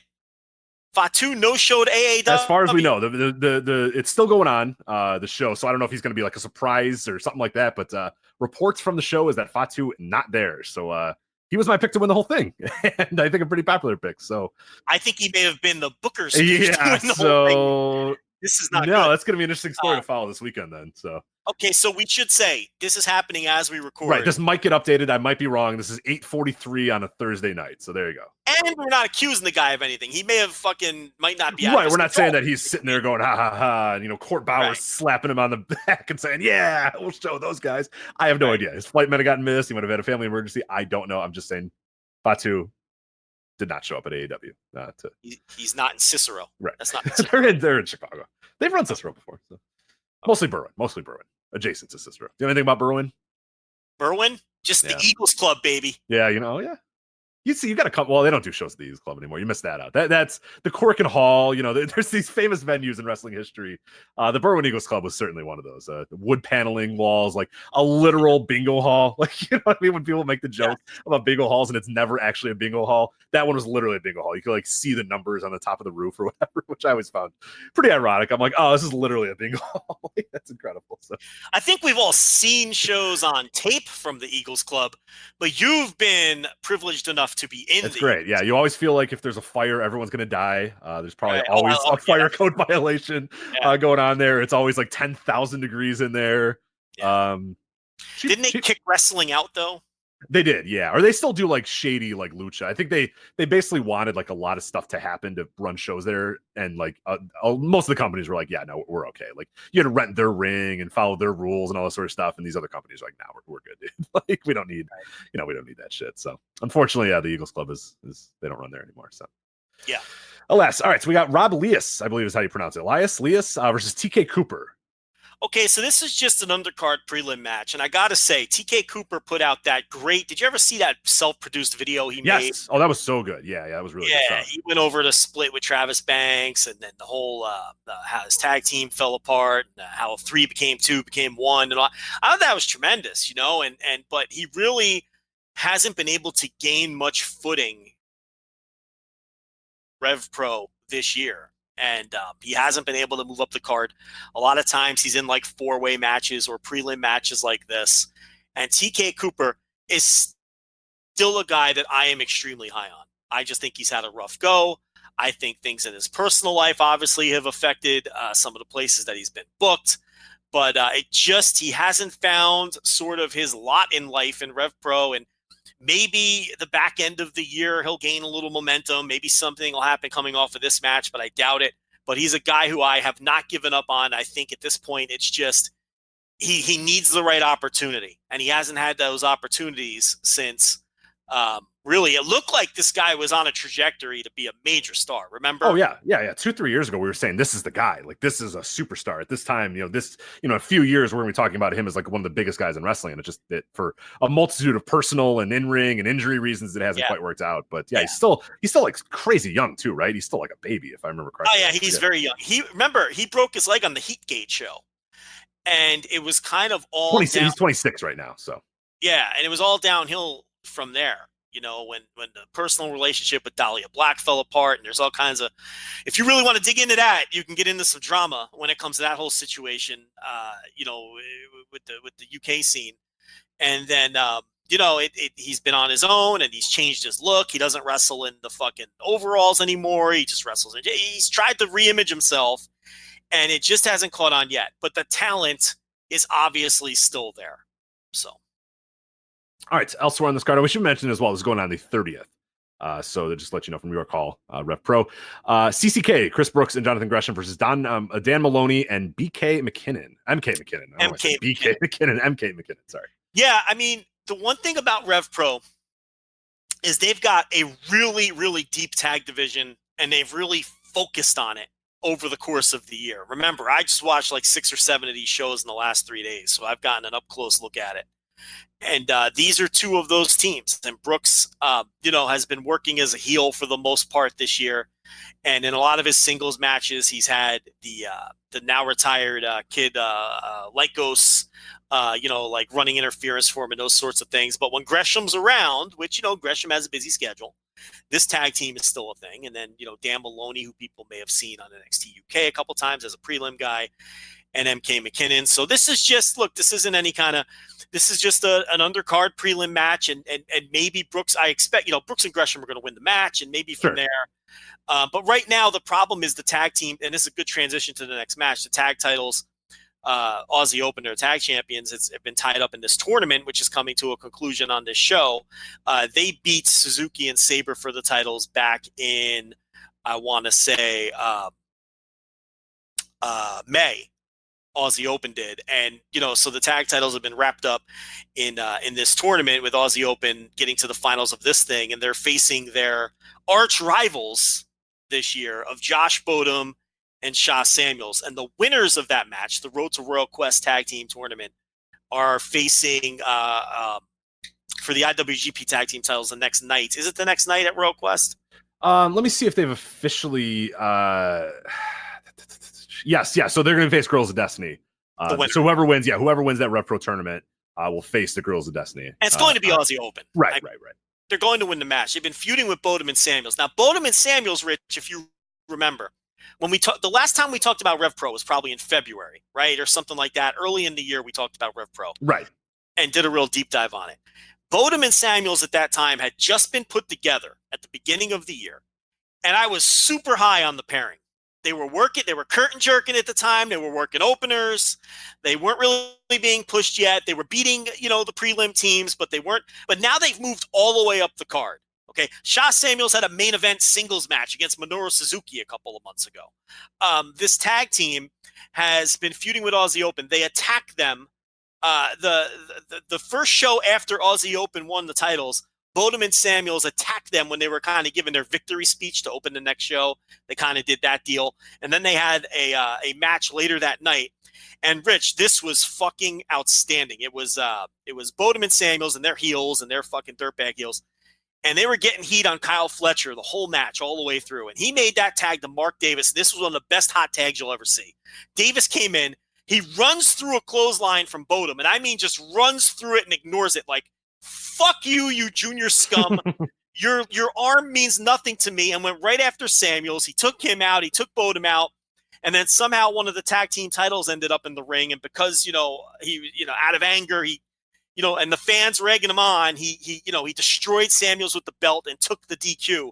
But it was one of those DQs that was like a good DQ where the crowd was behind it. And right. They wanted to see the heels get theirs. And they had another championship match that I haven't seen yet because I didn't get through all of it. So I still need to watch that match. But, so they've been feuding basically for the last 3 or 4 months, and they end up facing each other on the opposite side of this tournament final. The Bodum Samuels team, I knew it had potential. They've done a tremendous job. They get all kinds of the right kind of heat. Josh Bodum is a guy that I love. I think he is a natural heel. There's just something hateable about him.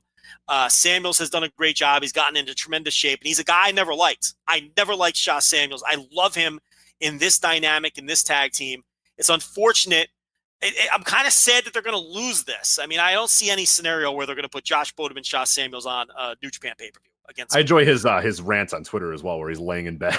Like, what does he call those again? I forget what he calls those, but they're fascinating. I don't know why I enjoy them as much as I do, but yeah, I don't remember what he calls them either. But yeah, Aussie Open's going to win this. Now, as far as Aussie Open goes, they're an interesting team. Like, they're obviously very talented, and Mark Davis is a fucking hoss. I really like Davis, and he's great on the hot tag, like I talked about.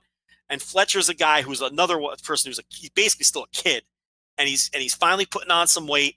The thing about Aussie Open is I really think their matches always feel a little bloated, a little excessive.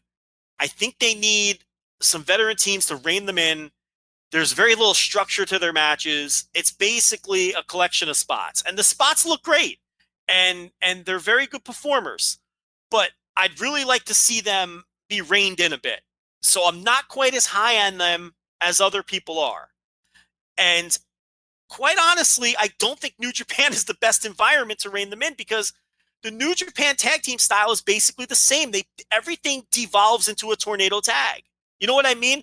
Right. New Japan is not the place where there are structured tag team matches. Yeah, like well thought out, structured tag team matches with hierarchies and hot tags and all that sort of. There's nothing. It's just like they do shit, into chaos. Yeah, do shit and fight everywhere, and who cares? Nothing matters. So yeah, it is. Yeah, and I talked about this behind the paywall today on the Thursday TV reviews, but I think New Japan is part of, because New Japan's so influential, is part of the reason that sort of this worldwide tag team style has become just chaotic tornado tags everywhere. And New Japan, I think, is partly responsible for that because New Japan is so influential in the scene right now. And I really think Aussie Open, in order to take that next step as a team, is to, and I'm really not trying to come off like an old man or Jim Cornette here, but they really need to slow it down and not be so bloated and excessive in the way that they, like, I saw them have a match against Team White Wolf on a Rev Pro show. And those are totally the wrong kind of opponents if you want them to reign. Right, I was going to say, yeah. And it was just, and I'm watching it, and the match just reached a point where it's just overkill, and I think the Young Bucks and the Lucha Bros and New Japan have influenced the tag team scene worldwide into becoming just, it's all basically tornado tags. And I really just want to see, it's like, which is why Red Dragon winning the NXT tag teams, I know I'm all over the place here, but when Red Dragon won the tag team titles from Street Profits on NXT this week, it was such a refreshing change of pace because it was a traditional tag structure where they worked over Montez Ford and Angelo Dawkins got the hot tag, and then they went to their finish, and it was just a lot of cool tag spots, and it was a traditional tag team structure with modern tag team flair, if that makes any sense, right? And it's like, I really, hope that Aussie Open will eventually learn to work a more traditional tag team style, because I really do think they can be a great team. I cannot call them one now. And maybe this match, maybe Samuels and Bodum, because they're such over-the-top heels, maybe they'll work a match here where, like they did the first time. I was going to say, these are probably good opponents for them to kind of slow it down a little bit and kind of calm down a bit. Because the first match I talked about earlier was exactly that. It was the heels getting heat on Fletcher, building to that hot tag to Davis. And that hot tag to Davis was molten. And Davis is great. This dude is a top-tier hot tag, because he's a Haas and he comes in and he has fire. And it really and I like that match. That match, it was a better match than the match against Team White Wolf, which was just a 18-minute collection of spots. Very well performed, but the match against Bodum and Samuels, to me, was the better match because it told the better story, and it had the great work to go along with it. So that's what I'm hoping for here. And I think everyone, accepts that Aussie Open are locks to win this thing. But this has been a really good feud. And Rev Pro has really been a well-booked company. Look, they're not going to knock your side. It's not the most exciting company, but it's well-booked. And when there's a big match and someone wins, it means something to the overall story, and guys move on, and wins mean something. And that's why I enjoy Rev Pro, because it's well-booked and everything they do makes some sort of sense. The only problem is they are a little over-reliant on the bullshit finishes. They've calmed down a little bit since the beginning of the year. It's not nearly as bad as it was in February and March, through, the spring and the summer that I've seen so far.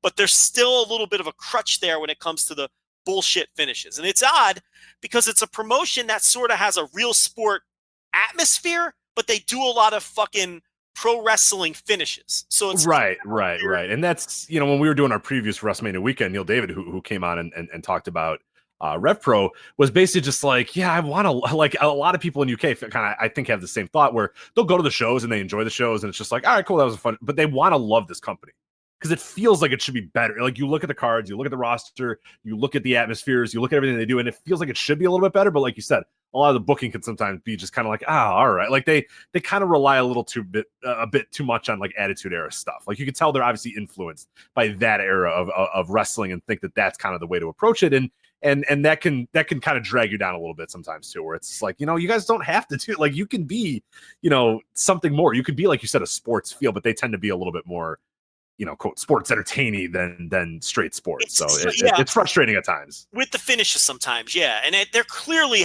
they're heavily influenced by New Japan too. I mean, that's obvious, but yeah, just a little too heavy on the bullshit finishes sometimes, but a well-booked promotion from a logic standpoint. There's no question about that. All right, moving on to this one here. Rev Pro Undisputed British Cruiserweight title match. You have El Phantasmo, the recent Super J-Cup winner, versus Michael Oku. Okay, so this match is going to have off-the-charts heat.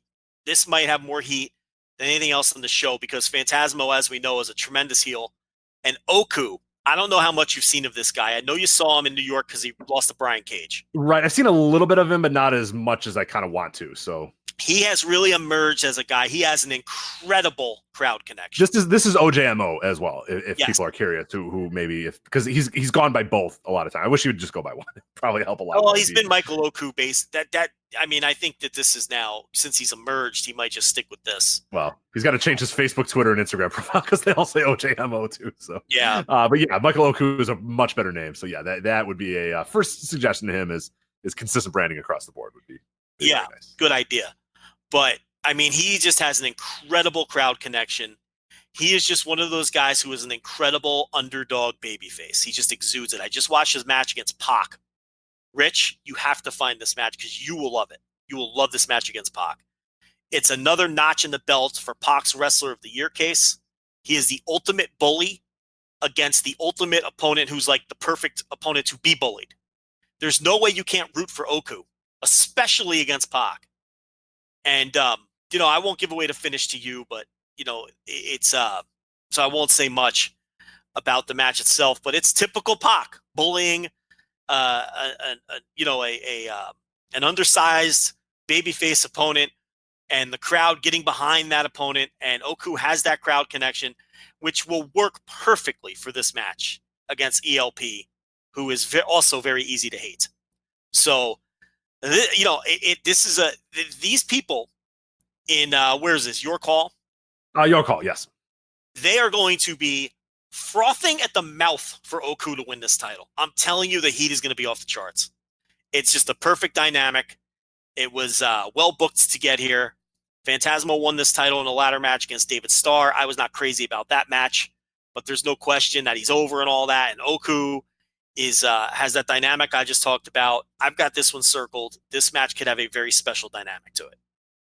Yeah, check out that match. So Pac and Oku, what was the date on that one? So June 2nd, off the top of my head, June 2nd. In fact, Rich, that's the same show that had the Aussie Open versus Bodum and Samuels match as the semi-main event. Oh, there you go. Okay. I'll try to watch that then. You can watch them both. So you can get a good feel for the Aussie Open. I just got spoiled by the match. God damn it. I clicked to find it. That's fine. Yeah. I know the result now. It's Oku okay. Pac? Yeah, it's fine. All right, so now that you've seen it, they tease a 30-minute draw. And the crowd is like, Oku, it's more like, can Oku get the draw? You know what I mean? Survive this 30 minutes, yeah. And it may have been, like, I think the match would have worked better if it was a 15 or 20-minute time limit, because I think they had a little trouble filling the middle time, but that's a minor complaint. I went 4 1/4 on it. It's just typical brilliant Pac. Oku just has the special crowd connection that you can't understand until you watch him. And what I liked about the finish was they didn't do the tropey thing where they waited for like the final 10 seconds. He beat him with 2 minutes left. And to me, that worked better. Right. It's like Pac kept hearing the time calls. He's like, they were like 5 more minutes, and it made him angrier that he hadn't beat him yet. And then he was like, 4 more minutes, 3.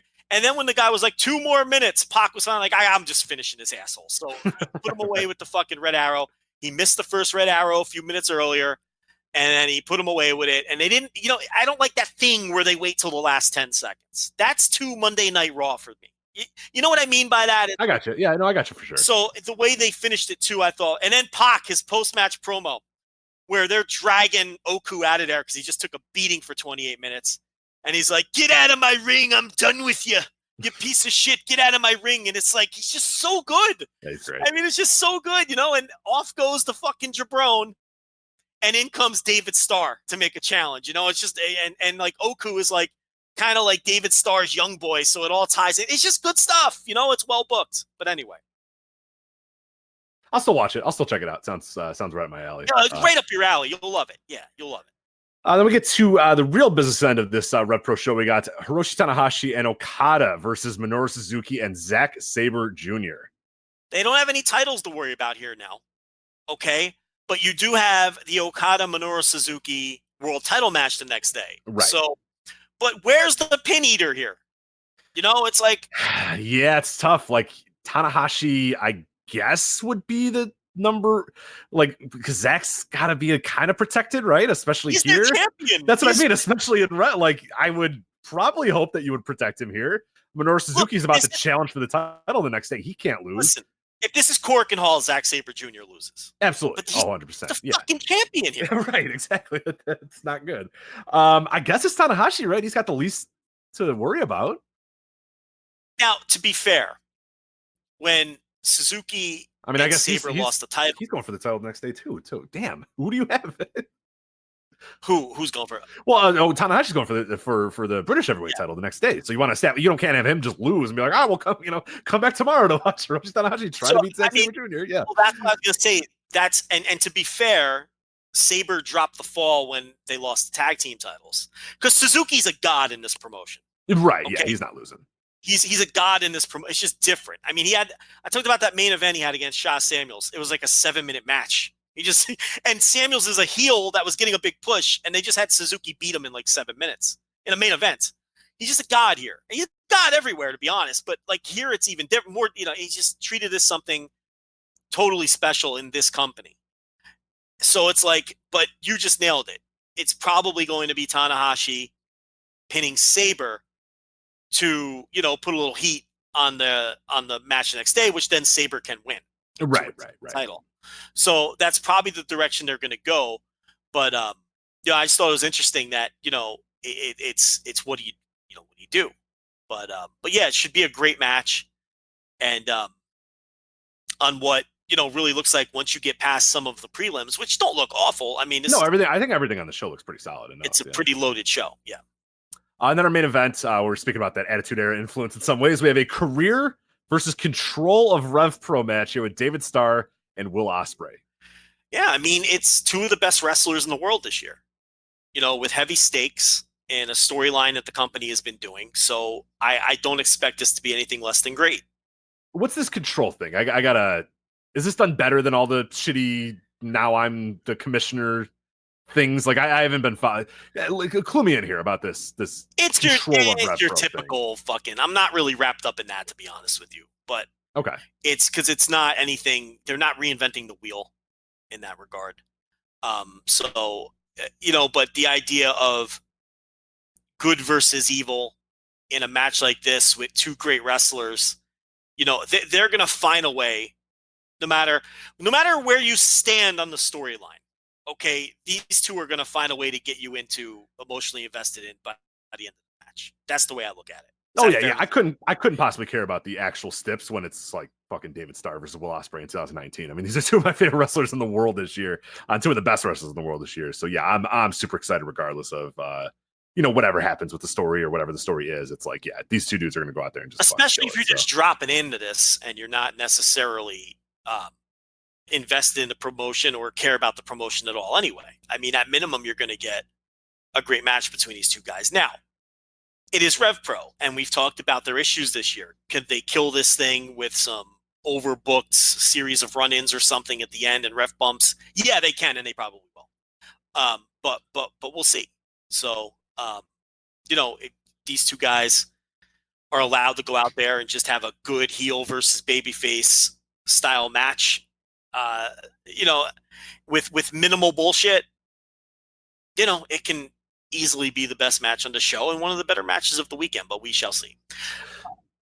Yeah, so this leads us pretty tightly into the Royal Quest. So I should say here, Rev Pro, as far as I know, as of this recording, I believe no streaming live for this Summer Sizzler show, but I believe it'll be on their on-demand service pretty quickly thereafter. So I don't know for 100% that you can watch this live. I could be wrong. Someone I'm sure listening will tell us if we're wrong, but I'm almost positive there's no streaming for this one, but that'll pop up on demand a few days later. So their service is like $7.99 or something too. I don't even think I don't know off the top of my head. And that's, I guess, kind of leads us into the Royal Quest here, because this is interesting as well. You're thinking, oh, Royal Quest, oh, sweet. New Japan World. Well, no. It's going to be live on Fight, but available on New Japan World via VOD. Do you have any thoughts on that, Joe, before we kind of go over the card? Well, kind of the same thing with the Super J Cup and the Australian shows, where it's like this thing where these New Japan shows happening in other countries, there's been this pattern where they're not airing live and you got to wait around for them. I don't know how long it's going to take, because the Super J Cup, they're not putting that up until late next week or something. Yeah, we're here in mid-September with some of the rumblings around there, which is like, dude, like I want to watch those matches, but like, yeah, now I mean, I'm already losing interest. That's what I mean. Like, after this weekend, am I really gonna? I want to. There's matches I'm gonna definitely go and check out, but like, I'm gonna miss that. Like this Retro show, I'm not gonna be able to watch live. Like, I'm gonna want to go back and watch that one. Like, there's Royal Quest, I'm not gonna watch live or whatever. So I might want to go back, or I will maybe watch some of it live. And if I don't watch that live, then I got to go back and watch the NXT TakeOver UK or whatever. So it's just like, fuck, man, you're there's like 8 hours of content, 9 hours of content, 10 hours of content that are coming this weekend alone. Right. That, man, like, you're gonna have a tough time getting me in mid-September to go check out, the Super J Cup, let alone that like fucking AEW Weekly TV starting, in a few weeks. It's like, dude, I don't know, man. Like, I might just handwave this J Cup, which sucks. I really want to watch it, but I will have lost interest in the J Cup by the time it pops up, and I'm gonna have to. It might be one of those things I don't watch until like November on like a lazy fucking Saturday or something, because it's the same thing. It's like the Bola theory. I'm just not interested when it's that fucking far in the rear view. It's going to be hard for me to be motivated to watch it. So I hope Royal Quest, I would assume, since they're considering this like a major event with a, Okada title defense and everything, I would think it would be up fairly quickly. I would too. Yeah. Maybe not like, so live you can do on Fight TV, obviously, but yeah, for the New Japan World subscribers. Yeah, but if I'm paying for New Japan World, I'm not paying for the show twice. I agree. And we had a lot of people in our mentions say, like, should I be upset that I'm not getting the show for free or like, with my subscription? I'm like, dude, you're preaching to the choir here. Like, I don't know what the deal was. I don't know what everything is, but like, I'm with you, man. I I want to watch the show, but I don't feel right paying for it again when I already pay for New Japan's streaming. You know what I mean? Like, I have this sort of internal thing. I'm like, no, I kind of already pay for this. Like, I shouldn't have to pay again. There's nothing against Fight. Fight does a great job, and the feeds I've watched from Fight are very good. But it's like, no, dude, like, I pay for this already. I'm not paying again. You know, I'm not paying for another New Japan show. Like, this should be on New Japan World. I get why it's not, and there's some reasons why it's not. But I totally get people's like, you know, hey, no, I'm not going to buy that, or I feel kind of weird about buying here's the it. thing. Like, Here's the thing, though. I don't get why it's not. Why is it not under that part? I don't understand. There's some weird thing with shows. There? I guess shows that don't happen in America are under some different bylaw. It's TVS. You know, it's like, you know, it's owned by the TVSG or whatever. It's like owned by a Japanese TV company. I don't. There might be some weird legality reasons for that or whatever. I don't know what it is, but like, I mean, I'd get those solved as quickly as possible, especially if you're going to be running in America a bunch of times and running in UK and running big shows in UK too. Because it's not like, again, like you said, this isn't some blow off like War of the Worlds shit where you just have like a few matches in there and Okada comes in there in a tag match. Like, you got a world title match. You have Okada defending the world title, you know, on the show. You have a never openweight title in a major feud between these two guys. You have, you know, you got the Rev Pro British heavyweight title in a big match here with Zack Sabre. Like, there's a lot of stuff going on the show. This isn't just some blowaway like Global Wars War of the Worlds thing. It's a big deal. So the fact that like there is no way to get this one live is it's weird. It's definitely odd. But let's do this here. August 31st, Copper Box Arena, London, England. Again, as mentioned, Fight TV Live, VOD on New Japan World. We got the opener here, Ryusuke Taguchi, Shota Umino, Ren Narita versus Rocky Romero, Sho, and Yo. I'm sure you have no strong thoughts about that. I could just move on, I'm sure. Yeah. Okay. Kota Ibushi and Juice Robinson versus Takahashi and Hikulea. I mean, you know, I guess you had to get Kota Ibushi on the card, huh? I guess just let him stay in Japan. Like, does he have to? But hey, you know what? I guess he'll have a fun time. And I like the Juice Kota Ibushi team. That's kind of fun. Hikuleo is a guy who's been working Rev Pro, so he's already over there. We haven't seen him a while in Japan. I guess it's his excursion, right? I mean, if you want to call it that. You're right. Yeah. You know, I kind of forgot that he wasn't around, and you're right. Yeah. That's really weird. Like, has anybody noticed that he's not been around? Like, I don't. Well, I mean, if you watch Rev Pro, you know, you knew that. Yeah, I would guess they're like, but for like straight New Japan watchers, like, I think I just kind of. Because I wasn't watching New Japan. I wasn't watching the G1 undercard, so it wasn't like I was checking those out. But yeah, I guess I just never really noticed that he wasn't there. So yeah, that he's been in Europe. This one's pretty interesting here. Will Ospreay and Robbie Eagles versus Taiji Ishimori and El Phantasmo. Obviously, El Phantasmo building his feud up with both Eagles and Ospreay. With Eagles and Ospreay now teaming together on the Chaos side. I'm way into this match. That sounds awesome. But it's not for the titles, which it's not for nothing. Yes, correct. Which it kind of tells you, well, then I guess Ospreay and Eagles are winning, because why else wouldn't it be? Why wouldn't it be a title match?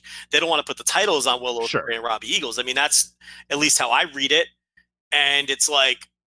ELP he got the upper hand. Did he eliminate both of them on his way to winning the Super J Cup? I think he beat both of them. Yeah, let me see what the bracket was. Yeah, like I said, I kind of tried to stay away from spoilers, and then when I realized it was going to be mid-September, I was like, oh, fuck it, who cares? Like, so by the way, if you're going to get upset about Super J Cup spoilers, I don't know, skip ahead 10 minutes or whatever. Yeah, I'm not. But who cares? I mean, Jesus Christ, it happened. El Phantasmo beat Robbie Eagles, and he beat Will Ospreay. Yes, indeed. Right.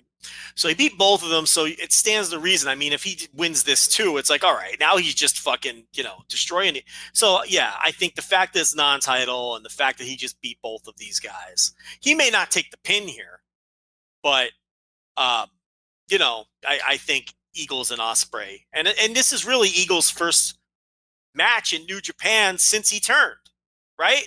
Because he turned on the second Australian show, which was another one of those shows that went up late that a lot of people right, yeah. I think that only went up maybe a week ago or a couple days ago. In fact, I haven't even seen it yet. So, yeah, I think that's why it's non-title, but we'll see. All right, and then we have Naito and Sonata versus Jay White and Chase Owens. Yeah, so obviously, I mean, all signs point to Jay White eventually winning the Intercontinental title from Naito at one of these shows in the fall. I will be off of Twitter for that day for sure. But it's a longer story. It's a longer story. They should be happy with how things are going right now. Yes, I don't think the Naito. I think the Naito fans. The stupid Naito fans will get upset. The smart Naito fans will say, yes, get rid of that IC title. Get that white mark. Get it out of here. Go away. We don't want it. It's no good. Right. Well, because I mean, it sets him up for, you know, it's almost better if he loses. depending on what the setup is for Wrestle Kingdom. If you're wanting him to win, the big title, with the 2 shows and the rumored, 4-person tournament and all that. So, but yeah, that's what this is. I mean, Jay White and Naito is going to be the feud through the fall for those 2 guys. All right, and then we talked about this match a little bit. Girls of Destiny versus the RPW Road to Royal Quest tournament winners. This is, I think not. No, it is. So it is for the IWGP Tag Team title. So, I mean, geez, that'd be. Do you think? I mean, is there a chance the Rev Pro team? No, there's no chance. I mean, that'd be silly, right? I mean, here's the title, though. I mean, who cares? Right?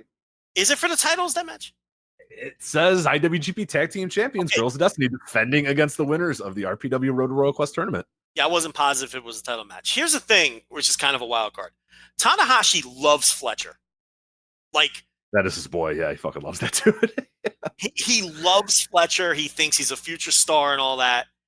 And so, I mean, do I think they're going to come in the company and now listen, would it get a nice pop out of the crowd? The guys from the local promotion, winning the big tournament and then winning the tag teams. I can't see it though. But I mean, that would be your angle, right? So, right. It's just like, yeah, of all the teams to win the IWGP Tag Team titles, it's just I would think they'd be a near lock for Tag League at this point. Right. They're Rev Pro Tag Champs. They win the tournament. They're going to be on the pay-per-view. So I mean, there's been worse champions. There's been weirder champions, I guess. So it's these titles. Who cares? I wouldn't mind if they won. No, I'd be fine. I mean, these titles fucking stink. Who cares? And at least it's somebody different, somebody new.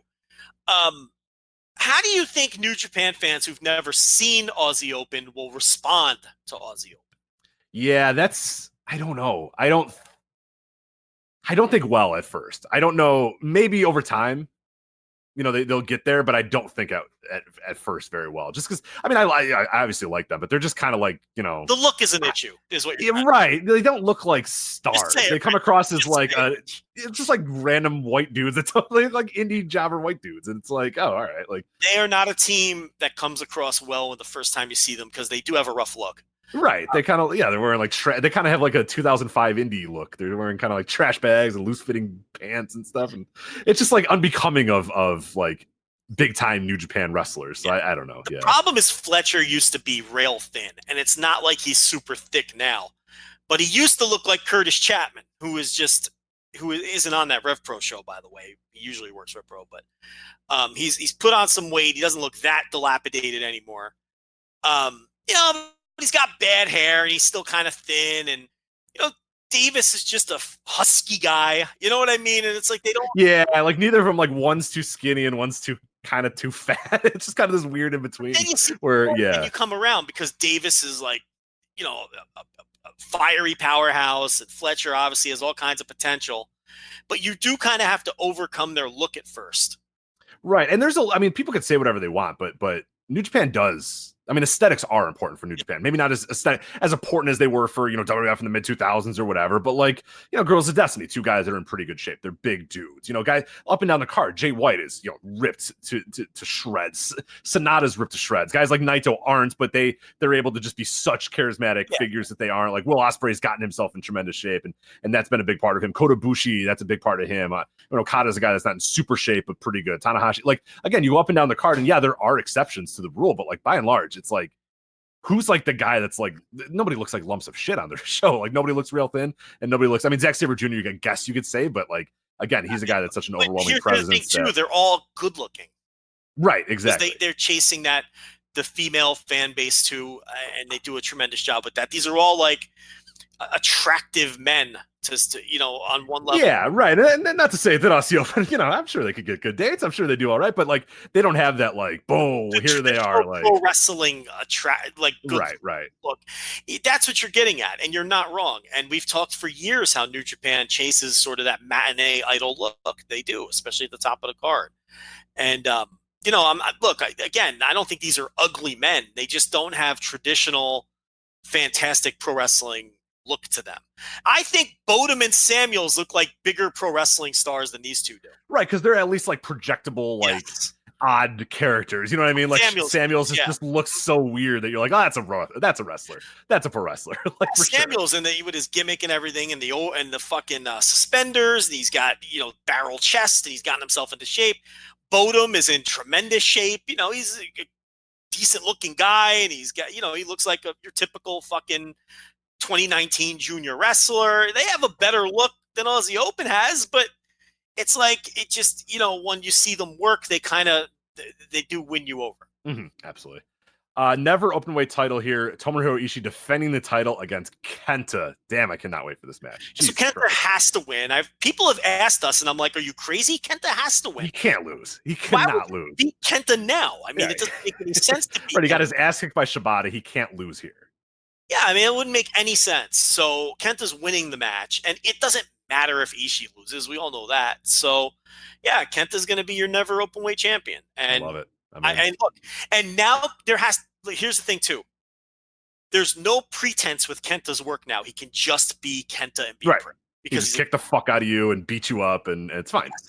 And the only concern I have is if his matches become Bullet Club matches. That's always a possibility. I am, and that's why when the initial word came out that he joined Bullet Club, and I didn't see the angle yet, I had gotten spoiled that he joined Bullet Club, but I hadn't seen it, and I was just like, no, because some guys fall into that trap where they just become Bullet Club guys, and it's just like there's shit and there's shenanigans, and they don't realize that like they can be heels without constant interference and constant bullshit or whatever. So I hope that Kenta just kind of bucks that trend a little bit and is more just like the badass that's got his back up if he needs it, but is also a badass on his own too. So we'll see. Yeah. And then as we mentioned before, Zack Sabre Jr. against Hiroshi Tanahashi here. I pretty much immortal lock that Sabre comes out of here as the champion still. Tanahashi, as you said, the right play here is Tanahashi beats him in the tag match, and then comes here and Zack Sabre Jr. beats him and defends the title. So. Well, I think the guy who drops the fall the day before is winning the match and the title the next day. Right. No doubt. Either way that I think the way that you laid it out is probably the better way. But yeah, if Tanahashi takes that fall, then he might be winning this, or he's very likely is winning. There's a good chance to get the title. So. Yeah, you're not gonna beat him twice in a row. He's Tanahashi. And like you said, I mean, there's this idea, like, or not necessarily this idea, but you might see that and go, "Oh, Rev Pro." I mean, they're not going to give Tanahashi the title, man. They love giving New Japan guys these titles. Yeah. That means they have to come back, and that's what they love. So, and this is a very healthy relationship right now too. So there's no issue whatsoever with a New Japan guy holding that title. I mean, Ishii fucking he held that Rev Pro World title for months, last year. So yeah, they have no issues with that, no pretense with that. So it's just as likely that Tanahashi could walk away with the title too. So. Yeah, they've, Ishii, Suzuki, Sabre, they've, rotated those guys with both of their, the tag and singles titles. Yeah. So I don't think oh, Tanahashi can't win that title. No, he absolutely can. Right. Yeah. He come back and defend that title a few times. It's not like something they need to have on every single show too. So, and yeah, they come pretty frequently. It's just funny how in New Japan, it always comes to like Tanahashi and Sabre have been having this long feud, and, here we go. They're having a big match on the British pay-per-view, and then Naito and Ibushi had this long feud all year long, and it looks like they might be facing each other, at the Tokyo Dome, either as part of this mini tournament as speculated on, or just, some other scenario. It's just funny how it always just comes together like that in ways that you should see coming, but you don't. We knew they had this British pay-per-view, and we saw Tanahashi and Sabre feuding with each other all of this time and having all these matches. But did you ever consider that this would be the match? I mean, I think what a lot of people thought was that Sabre would be facing Okada. I think that was my pick. Yeah, that was definitely my pick for a while. Right. But it's, and we never even considered Suzuki versus Okada when Suzuki is like the god of Rev Pro. It's just funny how it's like these things look obvious in hindsight, but we never spot them. And I say we, I mean everyone. I didn't see anybody speculate Suzuki Okada for this show. Everyone thought it'd be Sabre Okada. It's like New Japan does obvious things. Yeah, the simplest things that are actually the smartest. Yeah. Right. You never see them coming, but they're the obvious things. So. And then you mentioned that the main event there, Okada defending against Minoru Suzuki. I mean, there's, it's there for Minoru Suzuki to have his huge pop, and Okada's going to beat him, and it's fine. And yeah, it'll be a fun match. And these two have had some matches that I haven't loved, and they've had some matches that I've really loved. And I hope we'll see where this one lands on that spectrum there, because sometimes they go out there and it doesn't always land with me. It doesn't always quite work. But sometimes it's like the greatest fucking match ever. And I think this one's going to be more on the match style that I like a little bit more. I don't think we're going to have a leg match. I don't think the return of the leg match is happening here. I think it's going to be a little bit more high action, high energy, and I think I'll like it a little bit more. Suzuki is getting older, and there are more and more instances where he mails it in, which is fine because he can get over on his charisma, and he's fucking 50. And if he doesn't want to go out there and kill himself, I get it. I don't think this is a situation where he's gonna mail it in. This is gonna be full on effort, and these guys are gonna go out there and try to have a great match. So, not worried about that at all. All right, there we go there. So that is Royal Quest, as we mentioned, live on Fight TV if you want to watch it. VOD for New Japan World. We do not know as of right now when that exactly will drop. I have not seen anything on that yet, but presumably pretty close after because it is a major show. And Joe, we are staying in UK. So Chicago's the epicenter of American wrestling this weekend. And man, there's a lot of stuff going on in the UK because, Joe, we have NXT UK TakeOver Cardiff. Are you excited? Are you ready? I don't know if anyone's excited. I was going to say, except for that one, we had one guy in our mentions that called it. If I don't want to misquote this individual, but I believe they said you were talking some smack, if you will, about NXT UK, and he said that it is the fastest growing brand in WWE. So any rebuttal to? He called it the fastest growing brand in WWE history. Based on what criteria? Yeah, where's the growth? I don't understand. Like what? What's he basing that on? I have no idea. And he was dead serious too. Yeah, I liked it. I was like, I wanted to talk to him more. It's like sometimes we have these people and it's like, you're acting in bad faith. Like, fuck off, just go away. I was very generally curious. Like, all right, no, hold on a minute. Like, what is your basis? Like, where? Because I'm very curious how you could watch this show. And I've caught up on a little bit of NXT UK to kind of get ready for this preview here. Like, where? What? Like, no, it's not. It's like you talk about it on your Thursday tea reviews, but otherwise, that shit's like the buzzometer on NXT UK. And I don't know if it's different in UK. I don't know if it's different in Europe or whatever. But in America, man, that shit might as well not even exist. I don't hear about it other than your TV reviews or you talking about it. Like, you are the only person I know that watches it consistently. And then a few of us started watching it in the last few days to catch up for TakeOver. But that's it. Like, I don't hear anything else about it. Well, no one in the UK cares either because they all hate it. Right. Well, why would you like it? Yeah, it's just soulless recreation of your wrestling scene. So it's not even like it's bad. It's just boring and unessential. And that's what I called it in the tweet. And the guy was like, yeah, but it's only the fastest growing brand in WWE history, but okay. Oh, in history. Yeah, but okay. Like, a staunch defender of this brand. I mean, I didn't know any of those existed, but apparently they do. And again, it's not a bad show. It's kind of the fastest growing NXT. Like NXT is now on primetime television. It went from Full Sail to arenas, and I don't know. Yeah, I don't know. They tour now when they're on primetime television. I don't know what I don't know what he's basing it on. I think it's just something they say on the show. You know, it's like one of those Vic Joseph things. It's one of those things that we have turned off, but that they say. They must say it, yeah. Fastest growing brand in W. Like, I think that they say that on the show. Right. It's like if somebody talks shit about Raw and they're like, that's the longest running weekly episodic television show ever, you idiot. And it's like, all right. Right. Okay. So, it's not, but all right. Yeah. But here's the other thing. It could be growing quickly and still be boring. Right. Yeah. The boring, he responded to this is boring with, well, it's successful. And it's like, well, it could be the same. It could be one and the same. It's not. But it could be one. It's not even all that successful. Right. Like, no one talks about it. They do one taping every 6 weeks. They're doing this show, which they claim is sold out, but isn't. You can buy tickets for it as we're recording this. So I don't know. Yeah, that's a bold strategy to tell people you can't buy tickets, but then allow people to buy tickets. It's a weird way to. Not how I would do it, but you know what? Go ahead. Yeah. Why would you tell people, hey, you can't buy tickets? When that's like us saying, well, we've reached our max on Patreon subscribers, so don't even bother this week because like we're already at X, so forget it. Yeah, like maybe I want a ticket. Now you're telling me I can't have one and I won't even try. Like, why would you do that? Yeah, I don't understand.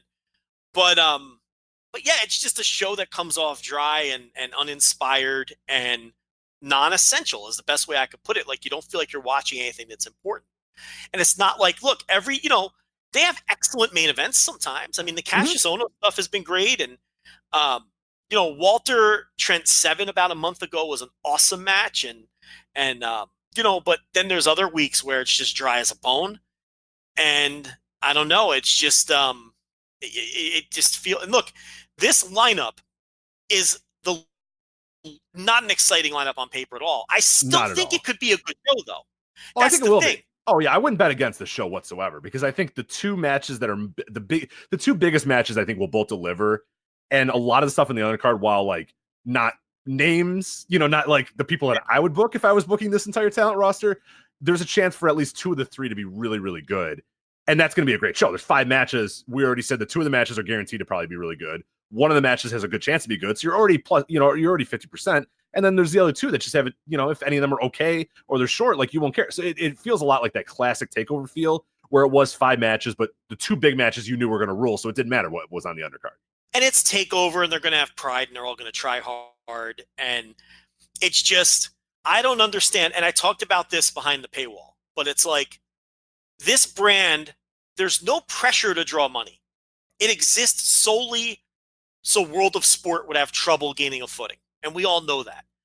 And it's like they don't fucking have any kind of real meaningful touring with this brand. They do like 2 takeovers a year. It's like they won't fully commit to putting these people under full-time contracts.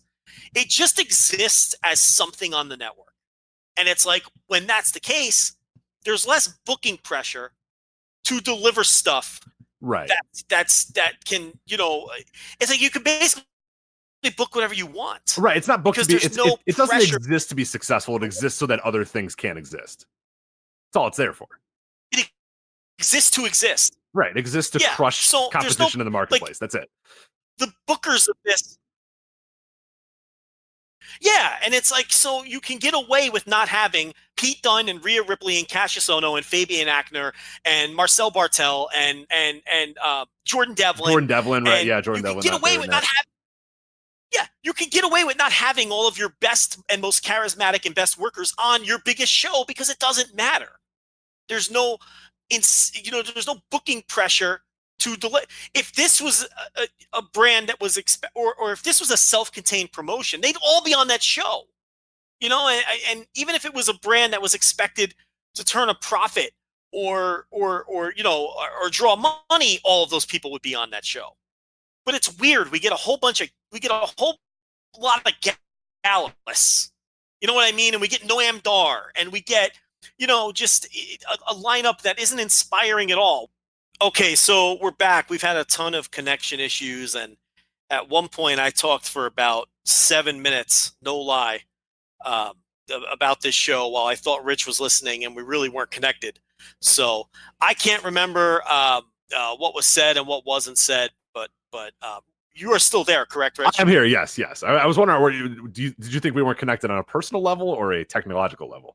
Both, but I'm now nervous, and I have to make sure that you're actually check in with me maybe every 10 seconds or so. Just ask Rich, and I'll say yes, and then I think that's the best way to go about the rest of the show. So, I mean, it's just if it was, I talked a lot about this show and the problems, with it behind the paywall today on the Thursday TV reviews. So, I'm not going to repeat myself for the 3rd time, but it's just basically if this show was under any pressure to actually draw money and be successful, I have a feeling that it would have been booked a lot different and built up in a completely different manner with some of the bigger stars. Because the bottom line is, if you could have Cesaro be on this show from the main roster, there's no reason you can't have Pete Dunne or Rhea Ripley be on this show. So it doesn't fly that they just currently, have been working in NXT proper, that they can't also work this show. It doesn't make sense. It's all the same umbrella. But yeah, exactly. Yeah, it's a little, it's disappointing. But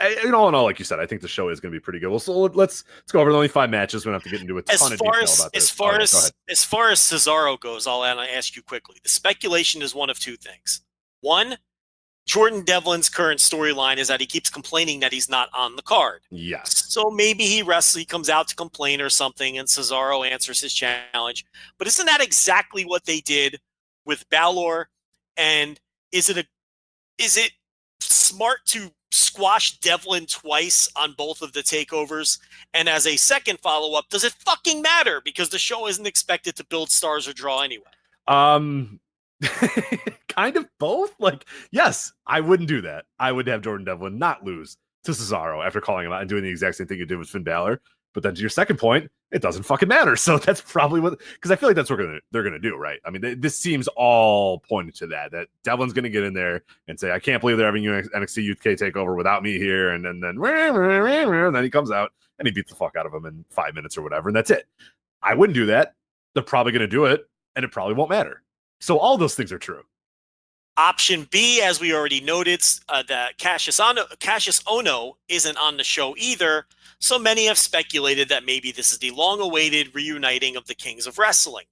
Do you think that's plausible, or do you think that people are continuing to wait for something that WWE doesn't give two shits about, and you're never going to get it? Yes, definitely the second option you brought up there, because it's like, yeah, they could do that, but they don't care. They don't know, and this company doesn't matter. NXT UK, this is not like, it's something that I guess people that don't watch NXT UK or don't follow or whatever just kind of think that. But what's the? In their mind, it's strip out everything that you know about Ono and Cesaro. What's NXT UK's purpose of putting those two guys together in a tag match? I mean, Ono's a heel, Cesaro's a heel. Is it plausible that, I don't know, Mandrews and Flash Morgan Webster win the tag team titles in the three-way and then get challenged by Ono and Cesaro to a monstrous pop? Would Joe Lanza and Rich Kraetsch like to see that? Oh, fuck yeah, of course. I think that'd be pretty cool.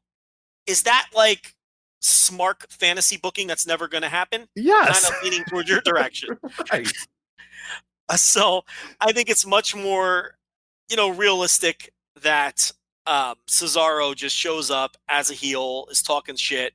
The problem is, and then faces somebody off the roster. The problem is he's going to come off like a babyface because people are going to be happy to see Cesaro. Right. So who do you send? Do you send Ilya Dragunov out there and, run the risk of people rooting for Cesaro? Or does a guy like Ilya Dragunov have enough, cachet with the European fans to where they'll root for him? He might be the only guy that'll work in that scenario. I can't imagine you send out, I can't even think of anybody off the top of my head. Kenny Williams. I mean, they're going to root for Cesaro. I mean, right. Yeah, no, he's going to get a monster pop. He's going to have a monster babyface pop no matter what they do. So yeah, so it's like even the Kings of Wrestling scenario, that's going to blow the roof off the building, and that's not the desired reaction. Cassius Ohno's whole deal is that he's this pompous American who claims he does British wrestling better than the Brits. You know what I mean? They don't want him to get cheered. Right. Then he's going to come out and get monster pops for teaming with. Yeah, it's just all. It's not how they're booking NXT UK. Like, again, it's one of these things where I think people look at the roster, but I know that nobody watches it, because anybody that watches their TV, I think you'd be hard pressed to find a scenario where they do that dream Kings of Wrestling smart thing. And the more likely scenario is that, yeah, Devlin just gets his ass kicked by Cesaro. So, but again, that doesn't really work either, because again, they're both heels. But so who knows? I don't know what they're doing. But Cesaro won't be a heel, though. You know what I mean? Like yeah, I guess. Yeah, he just won't. Right. I mean, he's just there to get a pop. It's a takeover pop. Like, he's just going to get that. It's like, could you see a scenario where they move him to that brand? I mean, they'd have to pay him to say. I mean, he's not going to go there. I was going to say, man, dude, Cesaro didn't need a hell of a payday to do that. But. With that said, it's not like he's a pay-per-view regular getting big bonus checks. I mean, if they say, maybe. I don't know his inspiration. Maybe he wants to be there. Maybe he asked to be there. Right. This is kind of the thing with Cesaro that I haven't quite figured it out in recent years. Is this a guy who desires for more, who wants to go out there and have awesome matches again? Or is he a guy that's just perfectly fine being a guy on the roster? Guy that has some good tag matches, some good tag runs, some singles matches that are kind of fun here and there, and just kind of is fine with his lot in life these days. Like, I don't know. I don't know if he's a guy that desires more. I know Cassius Ohno is obviously a guy who most likely desired more, and that's why he has to kind of do this stuff. And it's a great fit for him. It's a perfect fit for him, because he was just doing nothing in NXT, and this has been awesome. The stuff he's done in NXT. Well, and for him, it's a lateral move. Right, exactly. Cesaro it'd definitely be a downgrade. I mean, it's that's how severe and how kind of weird NXT UK is right now. I mean, that would be a huge downgrade for Cesaro. And is that what he really wants in his life? Does he really want to build himself back up or have fun? Like, does he want to do the Tyson Kidd run, where it's like, you know what, fuck it, yeah, I'll go to NXT and have a great, 6 months in NXT and then come back or whatever? Does he want that? Like, I don't know if he's that kind of guy anymore. So if it's a one-off, who's the baby face that thwarts him? I think he comes out there and beats Devlin to a huge babyface pop, and that's it. It's just like it's a moment, Joe. It's an NXT UK Takeover Cardiff moment in front of the NXT UK audience. Does he universe? Let's think bigger. Does he challenge Walter after Walter beats Bate? He comes out and he beats Jordan Devlin, and everyone goes, "Yeah!" And then he leaves, and then it's never mentioned again. And Devlin just looks like an absolute geek again. Right, again. Yeah. Despite being the MVP of the brand. Right.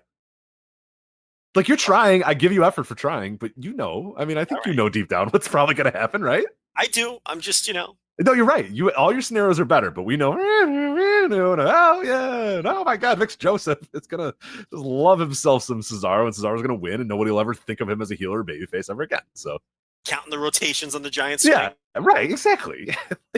We know.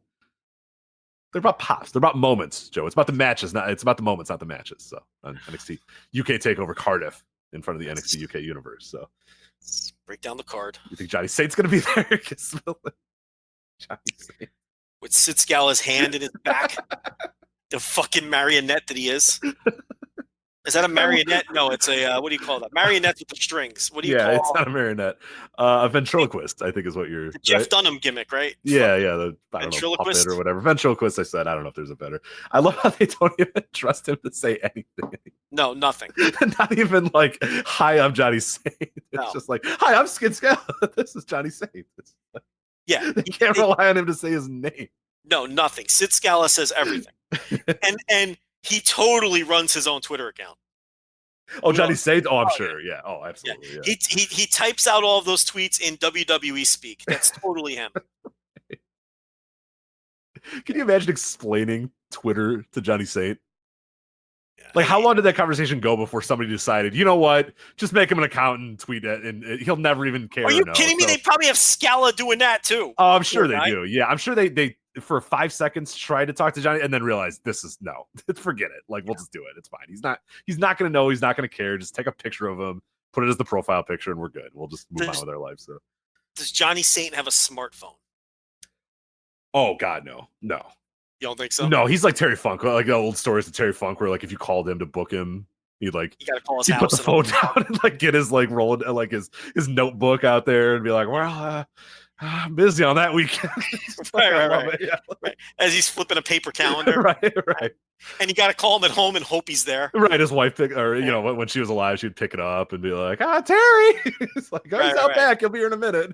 No, people told us that. That's literally how you you'll hear the screen door like move and say, oh, hey, how's it going? right. Yeah. So that's probably the same. Wiped his hand off with a towel because he was like, doing something oily, he's working outside or something. He's cleaning up the lawnmower or something. He's got doing something ranchy. Right. He's doing something ranchy with his hands. Something I will never do is what he's doing outside. You know what I mean by the walking in with the towel? Like there's the like the white towel, and he's like, all right, let me see what's going on. And it's not a wipe, it's a dab. Right. He's dabbing his forehead with the towel. Right. All right. So Travis Banks and Noam Dar. Does Johnny Saint have a jitterbug phone? Is that the phone he has? The jitterbug with the big buttons? Ooh, I don't. Ooh, that's a good one. The flip phone with the big buttons. The jitterbug. I don't think he has a flip phone. No. I think Johnny's on rotary, man. I think he might have a wireless. He might have a wireless phone, like in his house. Right, but he always keeps he would prefer it be on a cord. He doesn't like the wireless aspect of it. I think in his house he has a phone on a cord. Because I think he had his kids bought him one of the wireless phones, but then he never charged it. He didn't put it back on the. Well, what happens is when he walks into another room, he might lose the connection, And then he's like, I'm not messing with this. So he doesn't mess with it anymore. But I wonder if he has a cell phone. I don't think he has. I would definitely think he does. And definitely not a smartphone, right? You don't think? God, no. So he's not he's not contacting people on fucking he doesn't have WhatsApp, you don't think? No, I don't think so. Yeah, I don't think dude, what is he? So he's 78 right now. Yeah. And I'm looking at he became a factory worker when he was 15 or whatever. No, dude, that guy never maybe I'm wrong. Maybe I'm wrong, but I don't think he's definitely doesn't have the Twitter app on his face. He's not No, he knows wrestling and and that might be it for Johnny. I don't know, and I don't know what Johnny knows these days. But anyway, NXT UK Takeover Cardiff, Cardiff, Wales, Motorpoint Arena, Cardiff, August 31st. Of course, streaming live on the award-winning WWE Network. Travis Banks and Noam Dar. Yeah, I don't know. Noam Dar does nothing for me. And they love this guy, man. They fucking if there's a brand that you can make Noam Dar a featured player on, man, you got to do it. And Jesus Christ, I like him slightly better here than 205. 205 Live, he's atrocious. Oh yeah, for sure. But it's like with all these guys, like I don't know if I go back to Noam Dar, right? But that's he's me. here. That's me. But he's here now. The story here was that as part of his negotiations to come to NXT UK, he guaranteed himself a takeover match. So they had to give him a match. That was part of his contract. That's the storyline. And he's facing Travis Banks. So I don't know. It's Noam Dar. I can't have high hopes. Move on here. Dave Mastiff, Joe Coffey, a last man standing match. Now I hate last man standing matches, Joe. Should I get excited about this one? I mean, they're going to try hard. I don't. They're going to do big beefy things. And I do like how beefy they are. That does make me feel a little bit better. You heard it here, folks. Beefy. Rich enjoys a beefy man. I do enjoy a beefy man. Yeah, that's true. He enjoys the beefiness, but it's a bad stipulation. 1, right? 2. Look, I think they're going to try hard. 7. Oh, they get up. Okay. Yeah, and someone's it's like definitely going through the barricade too, right? And Gallus, I don't know. So much Gallus on this show. Their theme song. I know you love their entrance theme, Gallus, which doesn't fit them at all. It fits like a shitty indie version of Aces and Eights. You know what I mean? Like there's Aces of Eights, which is a shitty version of the Sons of Anarchy, and then like your local promotion was like, oh, this Aces and Eights thing's really taken off or whatever. But in like 2014, they decided to dust off the Aces and Eights thing and do some shitty biker gang thing, and that's what the Gallus theme is, even though they're apparently a bunch of Scots or so. I don't know what the fuck is going on. Yeah, they're just a bunch of Scots. We had that Scot come in our mentions with some shit that couldn't even understand.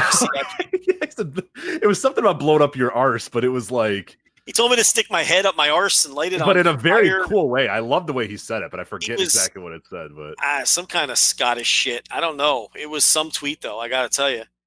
But it was good stuff. I appreciated that. That we talk about bad faith actors. That guy was, that man's a Gallus. Yeah, he's a Gallus fan, and he wants me to stick my own head up my own arse or something, and then light it on fire. And let's see if I can find this here. I can't. It's not coming up right away. I don't think you're gonna find it. It was a reply to the tweet that I said, that the show's boring and non-essential, and because in that tweet I said, why are they so fascinated with Gallus? And here we go. Okay, hold on a minute. Let's see. I found the tweet, but I can't. Let me. Oh man, you better read it. I'm trying to find it. No, I haven't found his tweet yet. I found your tweet, but haven't found our buddy yet. This was great. I loved what he said. He kind of looked like a member of Gallus too. He did. Yeah, he did. Like that's what I mean. Like that guy, I buy that. He's not like just saying it to like disagree with us. He's like, fuck you. You asshole! Like, yeah, I fucking love Gallus. He's got the beard and he's wearing like a soccer jersey. What they call it, a kit? A kit. Right? A kit. It's like a kit. Yeah, I'm not the. Oh, maybe it got hidden by the replies. Yeah. Away and boil your hide, you arse piece. Gallus are the Badgers naggers. Naggers. Right. Away and boil your hide, you arse piece. I love it. Yeah. I don't know what any of that. Martin Perret is his name, so. Yeah, I don't know what any of that means for sure. He's basically saying, fuck off. Is what that means. Fuck off. Gallus rules. Yeah, it's essentially. Your arse piece and fucking away and boil your hide, you arse piece. I love it. Yeah. So boil your ass, you asshole, I think is what we're, right? Right. He's calling us assholes. Yeah, and telling us to boil your ass, you asshole. I love it. It's great. And he called Gallus, what do you call him? Gallus are the Badgers Nadgers. The Badgers Nadgers. That must mean that must mean Gallus is the shit in Scott. Right? Man, it's like a completely different language. Yeah, here we go. Badgers Nadgers. I found it on Urban Dictionary here. Of high quality or a satisfactory standard derived from a dog's bollocks or the bee's knees. All right. So it's our bee's knees is the Badgers Nadgers. I love it. What a great language. they've Yeah. they've done to English. Is it though? Is it I a like, great language? it's not. It's kind of disgusting, but I enjoy it. I find a great fascination with it. Well, the Gallus promos on the show, like they do these pre-tapes with Gallus, and that's what it sounds like. I have no idea what they're saying. No clue. Because they're talking about badgers, nadgers, and boiling your arsehole. I don't know what's going on. It's, so that guy, and look at him, look at his picture. He looks like the fourth member of Gallus. You know what I mean? He's got a kit, he's bald, he's got a beard, he looks like he's at a pub. He's clearly at a pub. And I bet he can wreck shop and fuck us up. Oh, for sure. Yeah. Oh, no, I'm not fighting this dude for sure. Martin Perret, you win, man. You win. I'm not fighting you. That dude might be able to take both of us at the same time. Right. One hand behind his back, just with his forehead. He can probably beat us up. He's been in some scraps, that guy. Oh, absolutely. You know what I for mean? Sure. Yeah. He's like, oh, you're looking at my bird, are you? And then but that's more British. That's not Yeah, I don't. Yeah, I can't do the Scottish accent. I'm not even going to try. Yeah, I can't. Because you're going to do it and you're just going to sound like Mel Gibson from Braveheart. And that's just, Yeah, well, I don't even know if I could do it. I don't know if I could. I don't know if my head can. Yeah, I can't just really revert to British, but that guy can definitely fuck some shit up. Oh yeah, he'd kill us. Yeah, and he's a big fan of Gallus, so good for him. Maybe he'll hop the rail and help his hero Joe Coffey win this last man standing match. Absolutely. Well, speaking of Gallus, triple threat tag match for the NXT UK titles. You got Zach Gibson and James Drake, the champions, defending against Gallus, Mark Coffey, and Wolfgang, and as well as Mark Andrews and Flash Morgan Webster, who 2 weeks ago won the right to make this a triple threat tag team match. So, did that improve the match, help the match, hurt the match? What do you think? I don't fucking know. Look. They had to win 2 singles matches to earn their right in. It's a little strange. Yeah, it's a little weird. But I just prefer the grizzled young vets against one of these teams, preferably Andrews and Flash Morgan. But how do you get Gallus on the show then? Got to get Gallus on the show. You're forgetting the most important part of it. You don't have to get Cassius Ohno on the show. But Pete Dunne, forget it. He's on NXT now. You can't. Yeah, you got to get Gallus. That these guys can't be used. Well, Pete Dunne's on NXT anymore. You can't right. Well, no, you can't. He's probably there. You know what I mean? I know. But you can't put Pete Dunne on the show, but you can put Cesaro. Right, yeah. They're ironclad brands here on when you're on SmackDown, you're on SmackDown. When you're on Raw, you're on Raw. When you're on NXT UK, you're in NXT. You can't trade brands except when they trade brands every single night on Raw and SmackDown and when Cesaro comes to the show. But other than that, that's it. That's right. That's it. And the Street Profits who are on Raw and NXT at the same time. But that's it. That's all. That's all. Those are all the exceptions. That's right. But you can have Jack Gallagher come to this show all the time and cut a promo this week on this very. Right. You can't. Yeah. Get it, Pete Dunne though. He's not on the brand. Can't do that. All right. So does it matter who wins this? Who cares? I would like to see grizzled young vets retain, but they've had them for so long that maybe they just will switch for the sake of switching. Dude, I think Gallus is winning these, right? They very well could. I don't think the Mandrews, Flash Morgan, that seems kind of like the Pin Eater team. No, and they were really a prelim team until they earned their way into the match. Right. So it's not built up for them to win this whatsoever, unless they just out of nowhere win it. But I wouldn't like that. Well, the show is in Wales, right? So let's think of it. Oh, let's not do this again. It is in Wales, but I don't know who's from Wales. So, Mark Andrews is from Wales, correct? Flash Morgan Webster's from Wales. Am I correct in that? I don't think either one of those. I know Mandrews. No, I think Mandrews it might be from Wales. Yeah. He's from Wales. I'm looking at it right now. Mandrews. Flash Morgan Webster. He's from London. He does the whole fucking mod thing. No, right? He said he was born in Wales. It says here. Oh, he's Wales too. It says that. I don't know if it's right, but that's what Wikipedia says. Flash Morgan Webster is from Wales. It says both of them are from Wales, but they're both from Wales. Yes, as far as I can tell. I don't know if Flash Morgan Webster's billed from if they're both from Wales, then yeah, they might win, right? Maybe, yeah. I think he's billed from London, but I think he's really from Wales. Yeah, exactly, right. Okay. Made his debut for Welsh Wrestling, losing to Wild Boar. The people there in 2010 did not know what they were seeing. They were seeing Wild Boar and Flash Morgan Webster in 2010. Why isn't Wild Boar on this show? I'd like a little Wild Boar. Yeah, have you seen Wild Boar and Primate? I have. Yeah, I like that team. I can't believe there's a team in 2019 called Wild Boar and Primate. I just thought of the idea of somebody stumbling upon, you know what I mean? Just randomly flipping or randomly turning on the WWE Network and Nigel McGuinness is the Primate is here. Yeah. It's Wild Boar and Primate. Yeah. And it's a good accent. And I'm just whoa, my God. What would you think if you just stumbled upon this? You just turn on WWE Network, you know how it's just streaming or whatever, and you turn on, and it's Nigel talking about Primate and Wild Boar You know what I mean? I'll tell you what you'd think. You'd think that team fucking rules. Because they do That's fucking what you- rock. Yeah, they're pretty sweet. Yeah. So, I mean, I know that's what I would think. I would like to see them on the show. T-Bone isn't on this show. Tyson Tebow not on the show either. No. That's right. All the heavy hitters on UK are off the show. So, all right, let's get to the big two here. We got Toni Storm defending the NXT UK Women's Championship against Kaylee Ray. They've done a pretty good job of building this one. Toni Storm's had this title for what feels like forever. I feel like, are we primed for Kaylee Ray, or maybe they're going a little bit longer with Toni Storm? What do you kind of feel on this? I don't have a good read, really. I mean, she had the one defense against Nina Samuels on TV, but it's like maybe the length of actual chronological time has been long, but it doesn't. Right, it's been over 225 days as of this recording. But yeah, it's not been a well-defended title on any level. No, it's not like I feel like the reign has been long in the tooth. It's because there's so much time in between the takeovers and even the tapings, but I could see them going either way here. I could see this being an extended feud, which means you might want to do the title switch in the first one, right? Mm-hmm. So it has been well built, though. She's actually got more defenses than I thought. So she's got Rhea Ripley on NXT UK. She's got Ginny on NXT UK. She's got a triple threat match on Worlds Collide. I don't know where the canon is of that, but it is what it is. And then against Nina Samuels as well. Right. and then against Viper as well in ICW. She had one as well. So that's, what is it? 1, 2. That one reeks of, let's just call this an NXT. Right. There's 3. Okay. So there's 2 that I'm not going to count the Worlds Collide one, because that's like. That might be canon because at least it's on the network. All right, fine. But I'm taking this ICW. This ICW one's hitting the fucking. That's brick, not. Yeah, that's. That's where you after the fact you say it was for the NXT Women's title. Nobody knew at the time it was, but I don't know. You could be right. I mean, so there's Rhea Ripley, Ginny, Nia Samuels, and then the Worlds Collide one. So there's 4 defenses so far. I forgot about the Ginny and the Rhea Ripley ones. Now that you mention them, though, I remember them. But the Nina Samuels one, which was built up most recently. Yeah, she'll probably lose. She's probably going to lose. I think she's going to lose.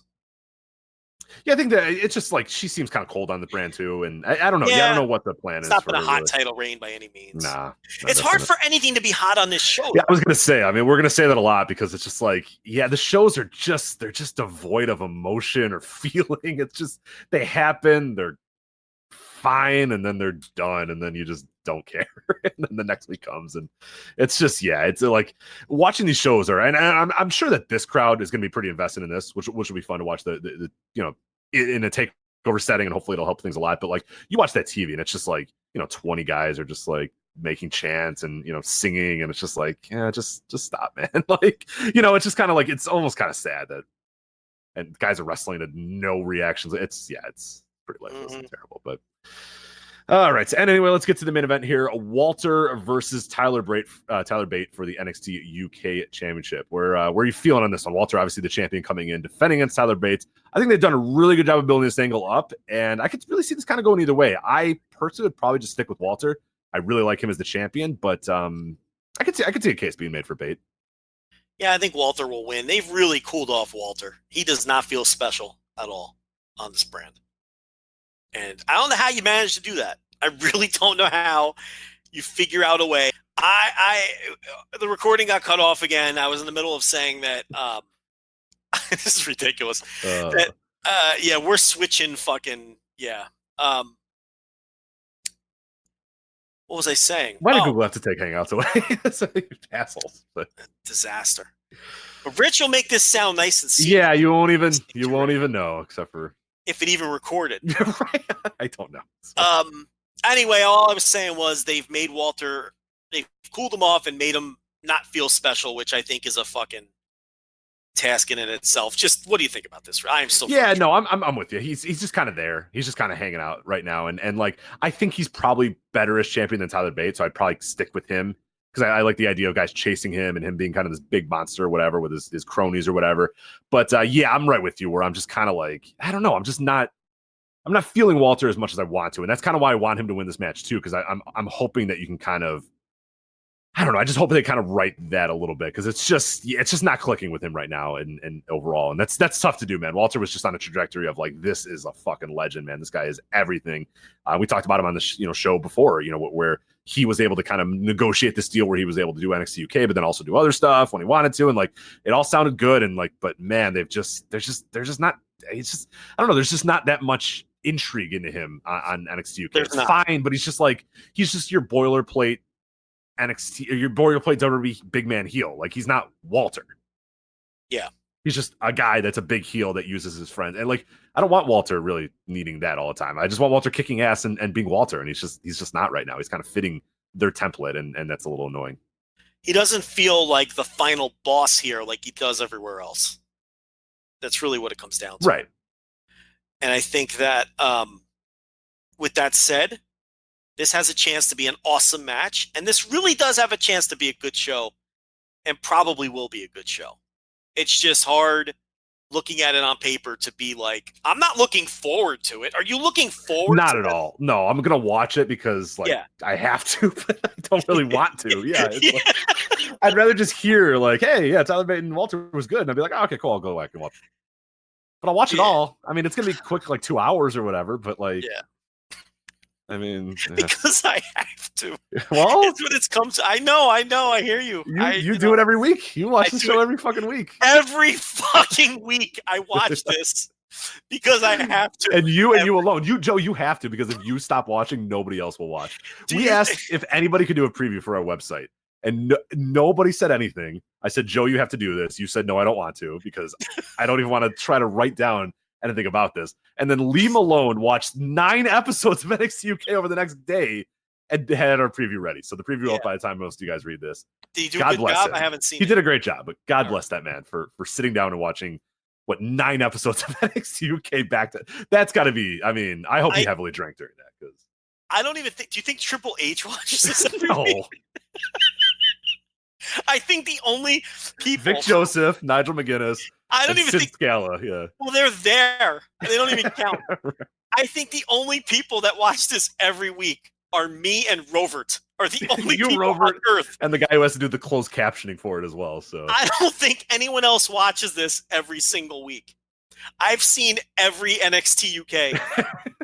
I don't know how many other humans on the planet can say that they've seen. Well, now you got to keep it going. You know what I mean? Like, because there's going to be a time where like Rover won't be, and then like it's you. So you got to keep this going, man. How many people? I've seen every NXT UK ever. I've seen every 205 Live ever. Are we really whittling down the amount of people? Like, how many people have that double dip who've seen every episode? Both. Oh my God. Have you watched every episode of 205 Live? Yes. Oh God. Even during those weird, like the early days that sucked, the end days. Yeah. Because that's when a lot of people tap the fuck out. Yeah, myself included. So it's still probably you and Rover, right? Do you think that there's anyone who has seen every NXT UK, every 205 Live, and every main event? Do you think there's anyone that fits that description? Oh my God. On planet Earth. Well, Words is the only person still watching main event, but he doesn't watch. Is he watching UK and? Are you referring to Twitter? Words big 80s, big 80s. Yeah. He watches the A show main event. That's it. Right. But he's got to be the only one watching main event. Nobody else is watching main event. No. Do you think there's a WWE superfan who watches every minute of every show? Is what it comes down to. There's okay. Well, let me ask you this. All right. Well, let me propose it this way. Do you think there's anyone who's seen every NXT UK, 205 Live, and main event? And if so, would you agree that if that person exists, they've seen every Raw, SmackDown, and NXT as well? They would have to. Yeah, they would have to be obsessive. All 3 of those. Yeah, they would have to be every hour of WWE content that they are going to produce. I am going to watch because I love this company. This is my company. Seth Rollins 24/7 right special, which who could sit through that? They're watching, just everything. Chronicle Alexa Bliss, like they're there. They're fucking watching it. And there's people there's probably people who do that, right? They just consume every second. If like when I was 12, the main event is a bridge too far though. That's really tough. That's real tough. Here's the thing though, like if Joe Lanza when he was 12 and if the network existed, I probably would have been that person. That is true. Yeah, I consumed every minute that I could. Like I talk about this on the Boys of Summer series on Patreon, is that I would watch Livewire, which was a recap of Raw. Yeah. And then Superstar, or I think, so Livewire was on Saturdays, and I'd watch every minute of Livewire. Right. And then on Sunday, they'd have Superstars, which at that point stopped being wrestling matches and was just a recap of Raw, done slightly differently than Livewire. And I watched each of those every time. Like, and in hindsight, you're like, why did I do that? I ran to the TV like, oh, let's see what's on Superstars this week. And it was like, oh, on Raw, The Undertaker burned Kane alive. And I'm like, ooh, okay, here we go. You're like, this is why girls didn't talk to me until I was 18. Yeah, believe it or not, 18, geez. No, I'm just joking. But no, exactly. Yeah, it's like, I'd run to the TV on Sundays. I'd be upset when my mom was like, let's go somewhere. I'm like, no, Superstars is on. It's like, yeah, it's the same thing as Livewire. And I watched Raw. I don't need a recap of Raw, but I got it. So, and then I'd stay up and watch soccer on Saturday night later that night. So, and Sunday Night Heat. Every minute was Sunday Night Heat too. So yeah, but main event though, even, but there's got to be like Words talks about that like. There's like the 8th time Dana Brooke and like Nikki Cross or like who is it that always it's always Sarah Logan and like Dana Brooke or whatever that had like 45 straight matches on main event. He's like because they just do the same match every night, and he's like, there's nobody that could, because people would call this out and make fun of him, but nobody even does that. Right. There's got to be. I don't know. The main event is a bridge too far. Plus, it's on a 30-day delay. Right. Like you can't. Like, if you live in America, if you're watching every main event, you're watching a month-old episode. You really have to question what you're doing with your life. Of main event, if you're doing that. Yeah, let me see what the most recent main event. How do I even find? Oh, there it is. Okay. Yeah, August 8th, 2019 is the current episode of main event. Right. This week on main event, Zack Ryder and Kurt Hawkins take on the Revival, while Dana Brooke goes head-to-head with Sarah Logan. Oh my god! Oh, holy shit! Are you serious? I'm not kidding. They're still wrestling each other every week on main event. Plus, Trish Stratus returns to action on Raw. Seth Rollins confronts Brock Lesnar, and Shane McMahon as a guest on the Kevin Owens show. So, I said Dana Brooke wasn't any good, and someone snitch tagged her and got really mad at me. Did you remember that a couple weeks ago? Oh yes, yeah. Yeah, of course, yeah. How can you say that Dana Brooke isn't any good? Nah, she just won with a swanton, baby. Nice win for Dana Brooke. She got busted open hard way in one of them matches. Yeah, that was one like 8 months ago at this point. They're still wrestling each other. Yeah, good for them.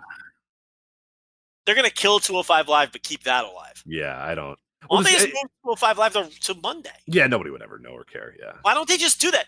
Has anyone proposed that? Why do we have to have main event? I think, isn't there some TV reason why there's main, like some people still get main event on like TV, which Jesus, can you imagine? Which is why it's on 30-day delay. Right.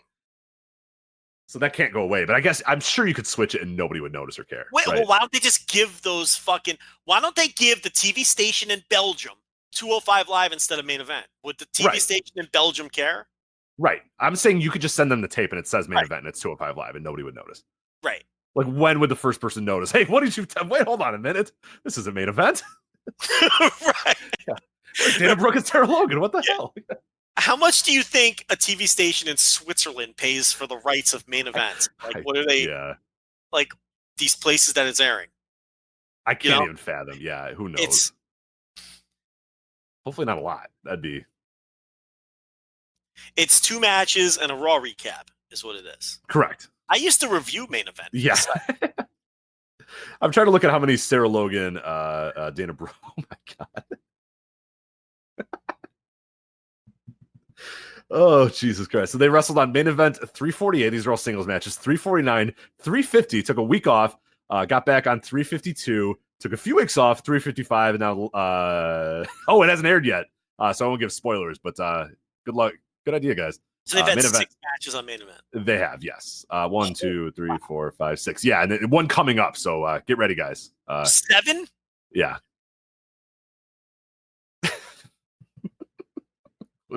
This is right up there with fucking Lucha Dragons versus Ascension.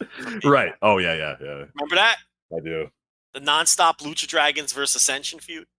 I reviewed that every week on voicesofwrestling.com. Those reviews are probably still up. Don't read them though.